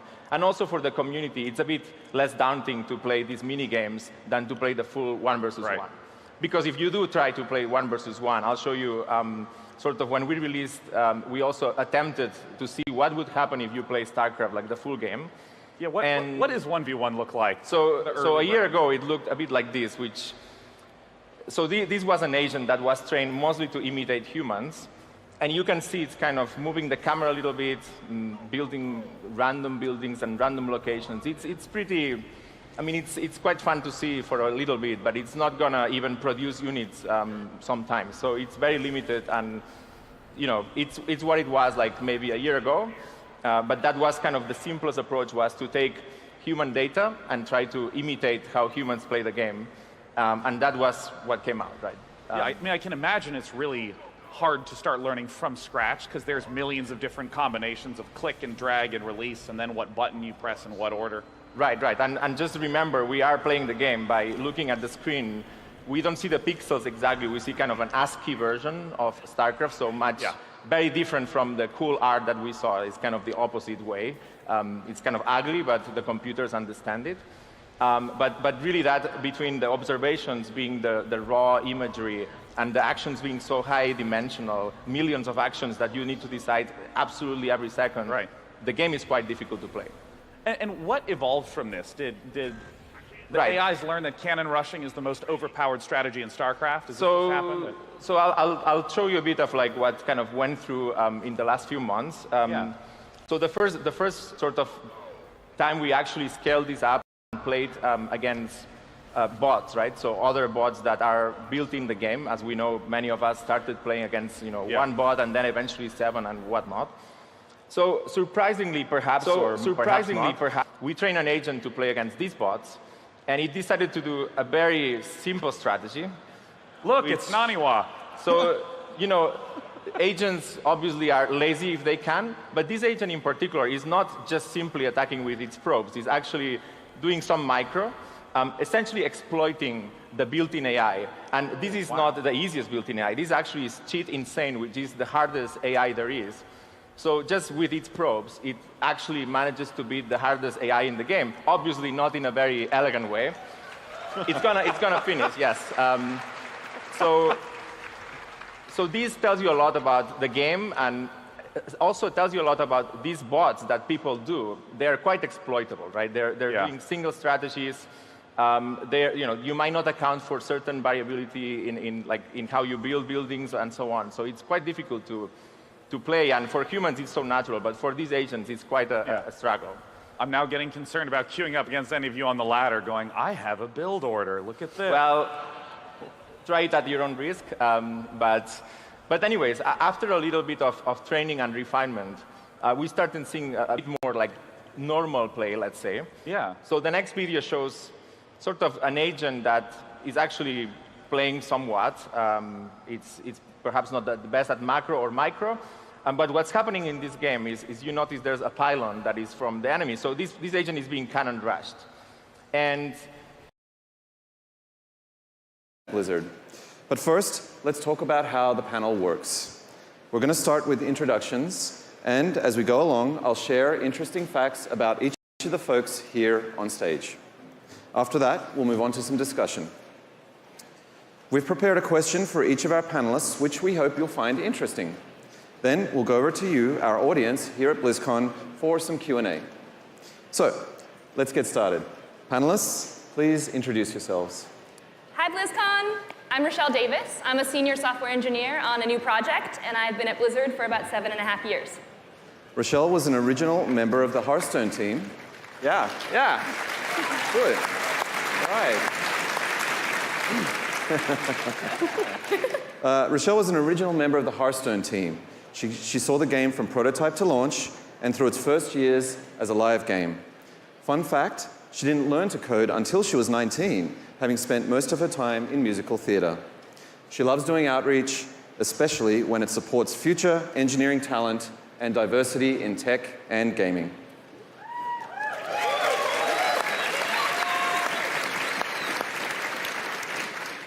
My name is Bruce Wilkie. I'm a principal software engineer on the Overwatch team. I work on the engine and graphics rendering technology. Some of you, let's hear for Bruce. Some of you may recognize Bruce's name from the Overwatch forums. Bruce is a champion for all of the different PC specs from min to max for Overwatch. He's frequently helping players out with crashes and performance issues.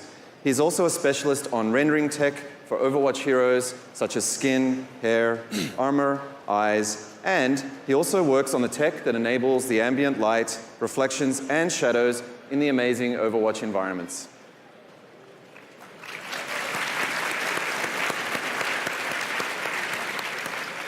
So my name is Diane Cochran. I'm a lead engineer on a new project, and I've been with Blizzard for 8 years now.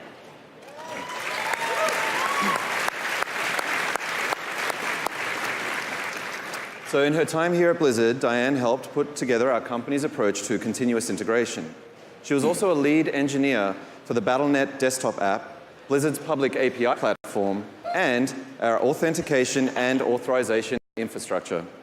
She moved from web and mobile to work on a new project as lead software engineer.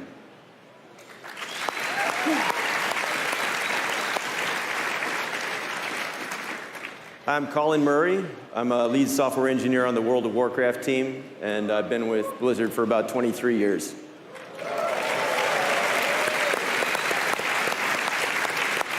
23 years, folks. So Colin has written code for Diablo, StarCraft, Warcraft 3, and every version of World of Warcraft. He has also worked on nearly every major system in the WoW codebase. Some highlights are the movement system, the object manager, the model rendering and animation system, and the streaming file system. He heads a small team of engineers who work on low-level backbone systems, and they're always working hard to make sure the game is running as smoothly as possible.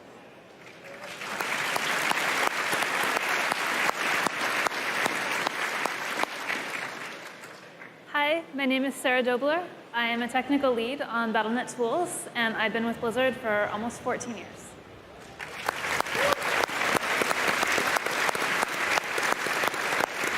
So folks, Sarah started at Blizzard as a game master shortly after WoW launched and worked towards a position in development by building internal tooling and taking database classes on the side. She was an early member of the web team where she worked on Blizzard.com, the support site, and the original WoW Armory, and the platform that provides content for our modern community sites. She's currently leading up the tools team on BattleNet. Her team's products include the recently launched Blizzard BattleNet Developer Portal, as well as a number of web applications that power the BattleNet platform behind the scenes.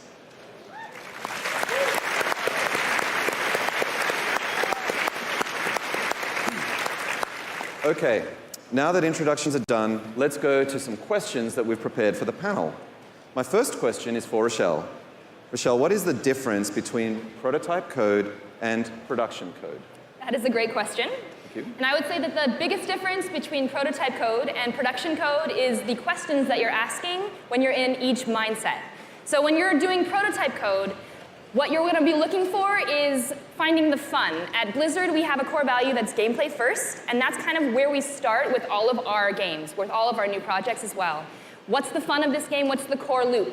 So we look for finding the fun, and that means we're not really interested at the beginning in how is this going to be performant? What's the perfect tech stack look like? How do we scale this to millions of users?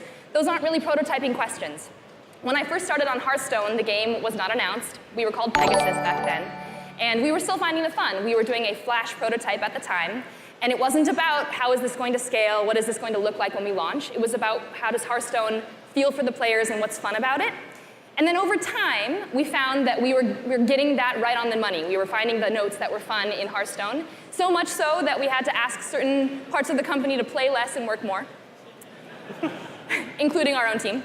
So we actually started transitioning at that point into asking different questions. This doesn't happen overnight. This happens gradually. But those questions started to be more like, how do we scale this to multiple servers, multiple modes, millions of users, hopefully?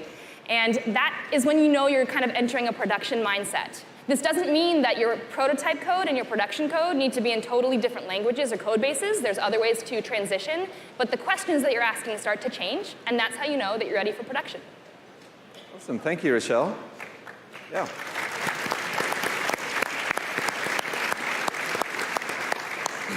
Okay, on to Bruce. So Bruce, Ash and Bob are the latest additions to the hero roster in Overwatch. How does someone working on the rendering engine help a new hero join the action? Ash is a great addition to the hero lineup in Overwatch. Hopefully, if you're here at BlizzCon, you've had a chance to try her out in the demo area or at home seeing some videos. It came up yesterday, I think, in the What's Next panel, but Ash was very technically challenging because there is actually, her ult is an entire new hero. It's Bob. Bob is just like a player. You can buff Bob, you can heal Bob, you can, anything you can do to a player, you can do to Bob. And so when the designers came to us and said, you know, we want her to have this kit, they were very adamant about that. You know, we had to actually work a lot with them to figure out how we were going to make that happen. One of the ways that we do that is when all heroes in Overwatch have a memory budget, and you know they can only take so much memory because we have to run on min-spec machines and high-end machines at high frame rates. So Ash and Bob have to fit in the same budget that something like Tracer has to fit in. So to do that, when you see Ash, when you see Bob, you aren't always seeing the same versions of Ash and Bob. In Hero Select, for example, you see a very high-quality Ash because it's just Ash and Bob's not there, and she's right up close to you, and you want to see high quality. When you see Ash and Bob in a highlight intro or in the hero gallery, you see a lower quality version because there's more stuff going on, there's different things around. And finally, when you see them in gameplay, you're seeing a different version yet. The textures are more compressed on Bob, so he'll fit into memory. The polygon count is lower, so the frame rate can stay high.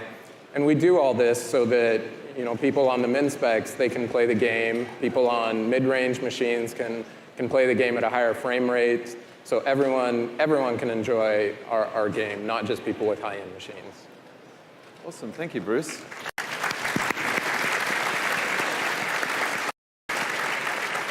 And now, Diane, you've had an interesting journey to becoming a software developer.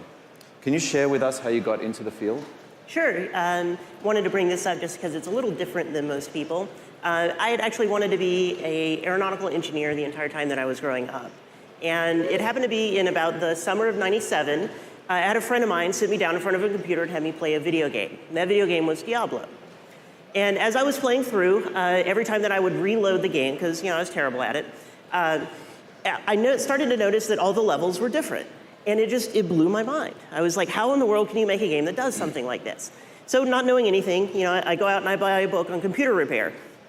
Get home, start reading through it, and go, oh, crap. From there, I started picking up other things that got me closer and closer and closer to actually becoming a software developer. I'd pick up a book on Visual Basic and learn how to make calculators in it. Went, oh, well, video games use C++, so let me grab a C++ book and start writing a Shadowrun character generator out of it. And then finally it was like, oh, OpenGL. OpenGL is the thing. And I poured my way through the OpenGL Red book, like learning everything that I needed to do, and slowly started doing things like building a graphics engine and doing other things. Now, of course, this was happening, as I said, in the late '90s, and as a number of people know, that's when the .com boom happened.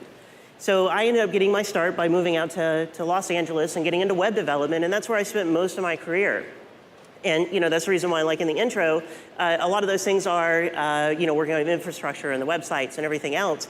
But I'm now at the point where I get to spend like literally every day coming in to do the thing that Blizzard, so many years ago got me inspired to become a software developer over. And for me, that's just, it's amazing. Yeah.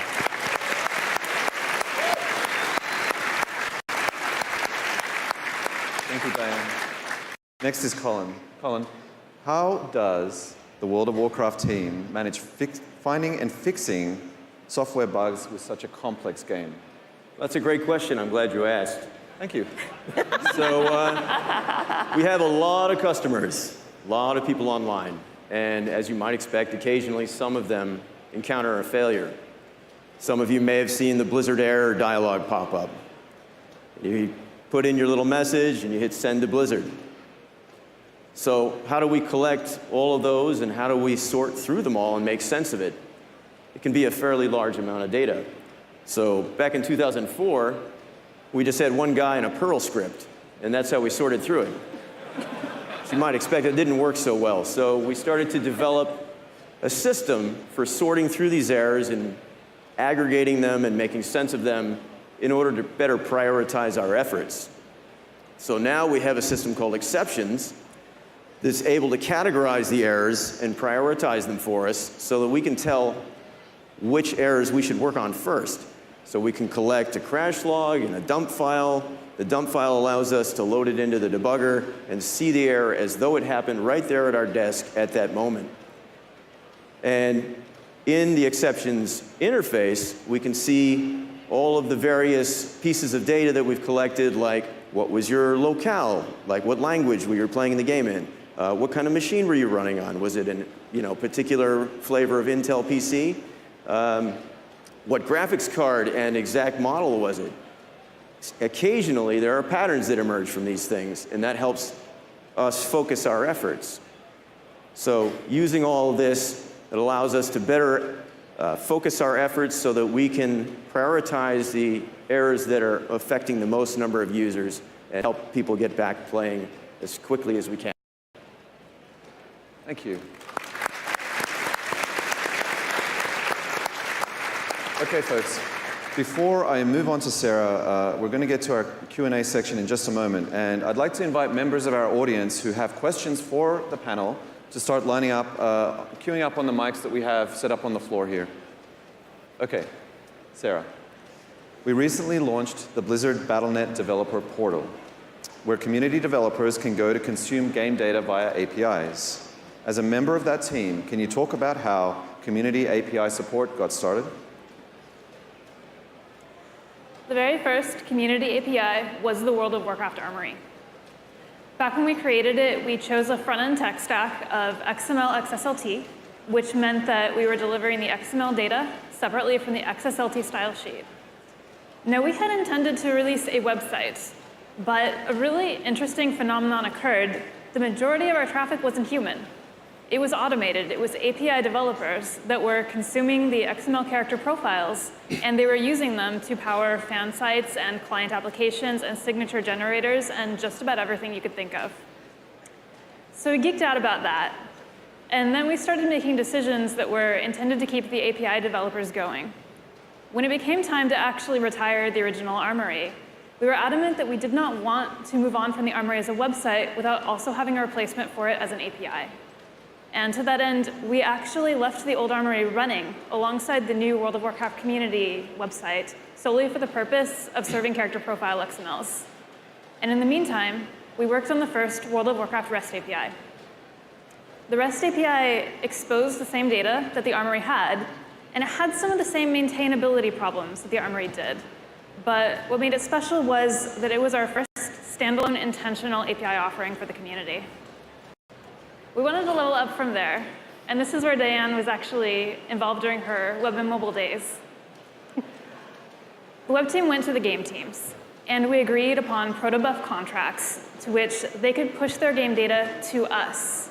And they gave us the ability to expose more data than you could get just by scraping the site, and to support some games besides WoW. So that was the beginning of the game data APIs that we use today, and we support them for World of Warcraft, for StarCraft 2, and for Diablo 3. Okay, awesome.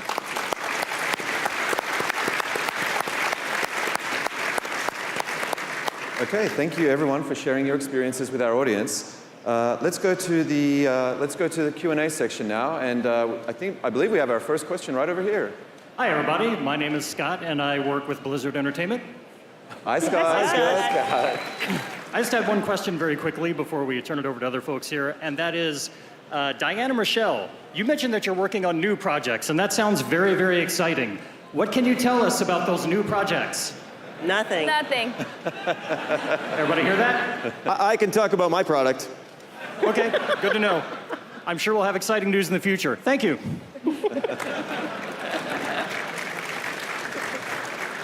We have a question over here.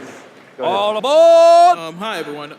My question is for everyone. I just wanted to know, what software do you guys use on the daily basis, and does it vary from game to game, or do you guys all use the same IDE or anything like that?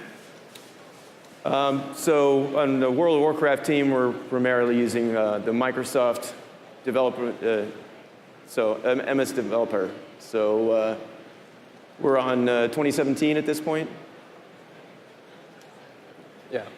On Overwatch, we use Visual Studio as well, 2017. We use,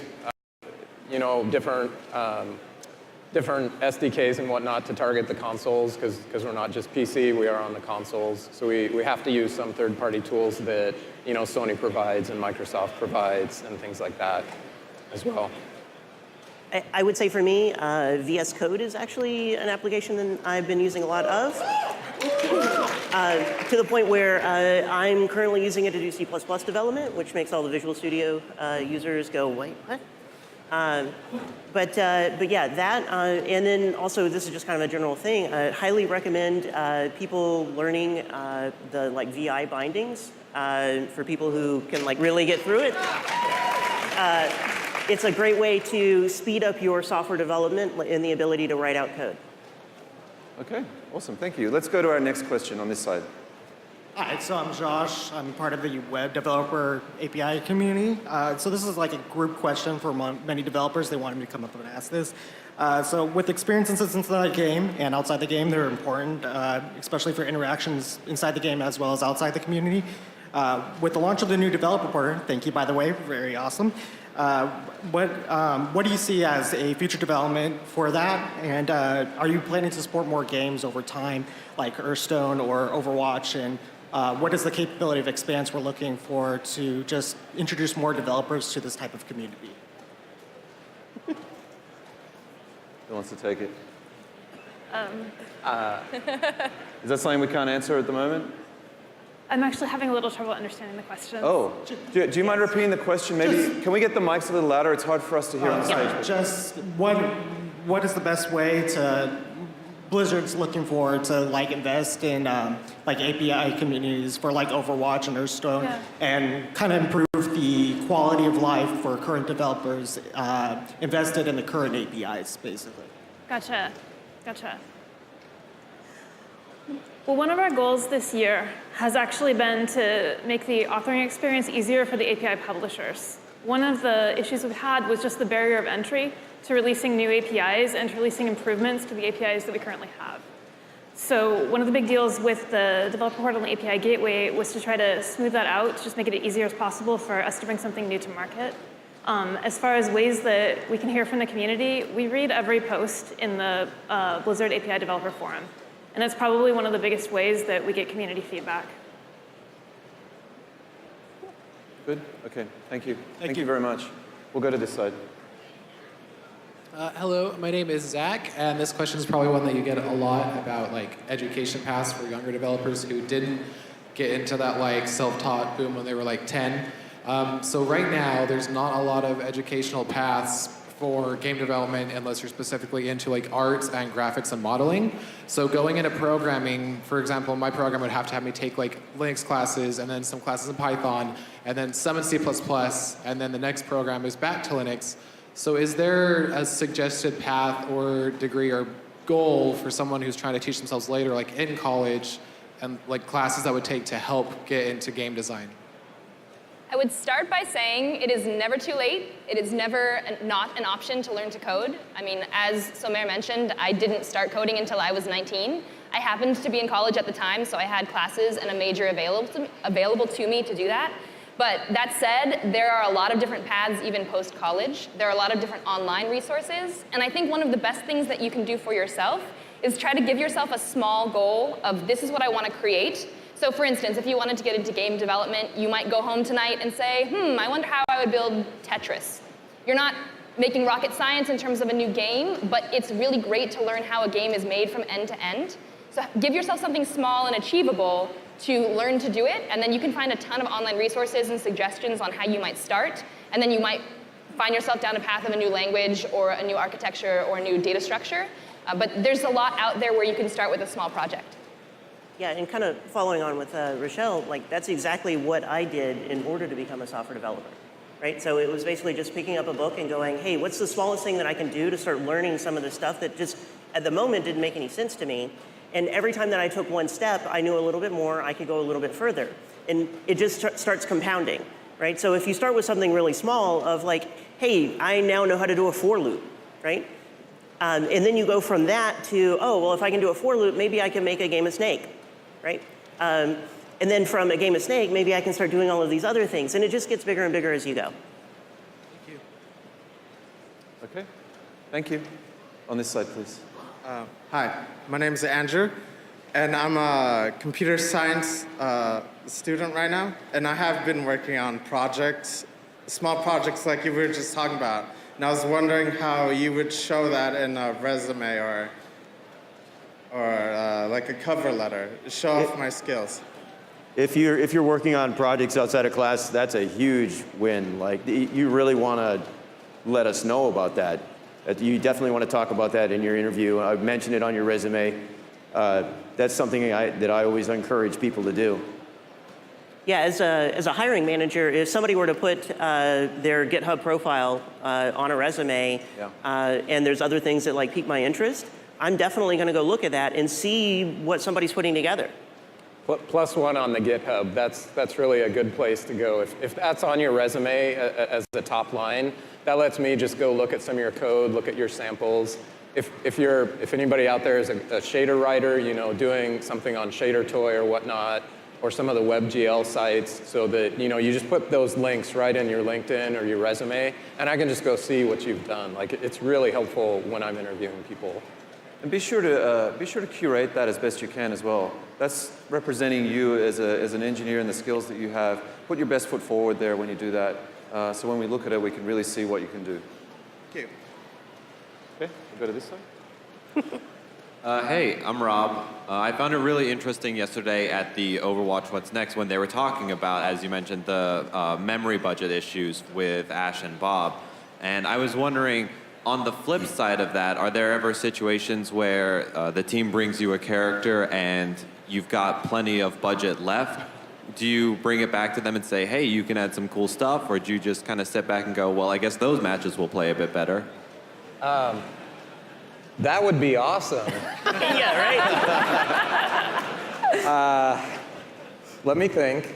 I don't think that's ever happened. So our artists, when they make textures, when they start, they actually make it at 4K, 4096 resolution, like just ginormous textures, really. So it's really never a case of, we didn't use all the budget. It's always a case of, we have this hero that takes about 200 to 300 megabytes. Okay, now we have to get it in budget. You know, how do we do that? So, I mean, it would be great one day if that happened, but at this point, I don't think that'll ever happen. Artists are aware of the budget, and they usually try to push the limits. Yeah. As they should. Yes. Thank you. Thank you. What sorts of challenges do you face making MMOs and esports that developers of other large online services don't normally have to deal with? So one of the biggest issues that you have to deal with on a morgue is when you're releasing an update, say to your art files or your terrain data or whatever, you have to worry about patch size. And that's not something most other games have to worry about. You're continually patching, and so you want to minimize the amount of data you have to push over the wire to those users. That's something other games don't really have to deal with very much.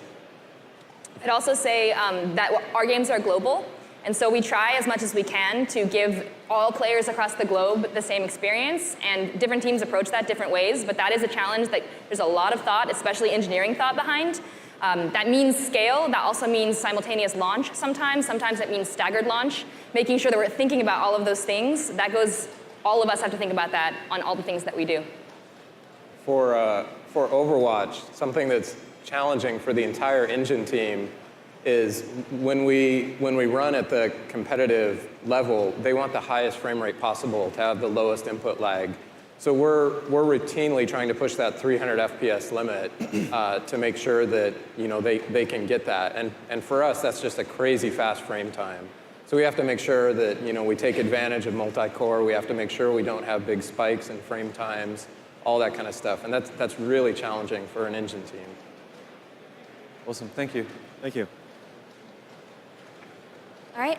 Hi, my name is Ari. I am actually a student for computer science, and I'm in my third year. I'm applying to an internship this summer. And I was actually, sorry, I'm very... There we go. That's better. So my name is Ari. I'm applying to the computer science internships this summer. And I was actually wondering what some of your favorite algorithms to use or implement were, and if you guys had any resources you really like for algorithms off the top of your head. So I would encourage you to just read up on all the various major data structures, hash tables, linked lists, know the appropriate data structure for the appropriate instance, right? And not everything's appropriate for every case. I would say, to me, there's like core object-oriented design principles, things like the solid fundamentals. I'm a big fan of, Uncle Bob. If you, search the internet, you'll probably find some stuff on him. But those things can actually transcend what language you're working in, what focus area you have. So if you went into, let's say, web development, it still applies. If you're doing game dev, it still applies. And those, to me, are really the things that you should be focusing on first. And then it's like, from there, the data structures. And then from there, it's like more, I'd say, like domain-specific stuff. I'd also like to throw in there, I know your question was about like technical side, but there is a really important aspect to something that we all do every day, which is communicate with other disciplines and communicate with fellow engineers. So I started as an intern at Blizzard. I went through the internship program. I highly recommend it. And my first manager was somebody that I wanted to know later. What did you see in me? Why did you hire me? Why did you pick me? I was sure they had other applicants. And I eventually asked him this about 2/3 of the way through my summer. And I thought it would be because I had some great knowledge of coding structures and architecture or some perfect answer to some technical question. The answer was because you made eye contact with me. And it doesn't mean that I didn't know those other things, but that was actually what made me stand out, was that I was able to have a conversation and that I was thinking about how I came off when I communicated. And that's something to not neglect, because you will do it every day as an engineer. All right, thank you so much. Thank you.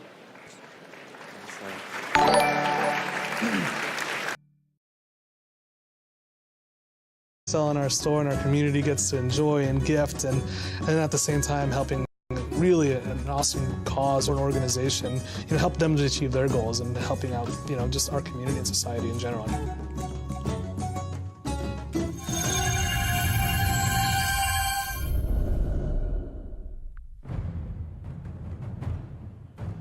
Up next, Restoring History, Creating World of Warcraft Classic.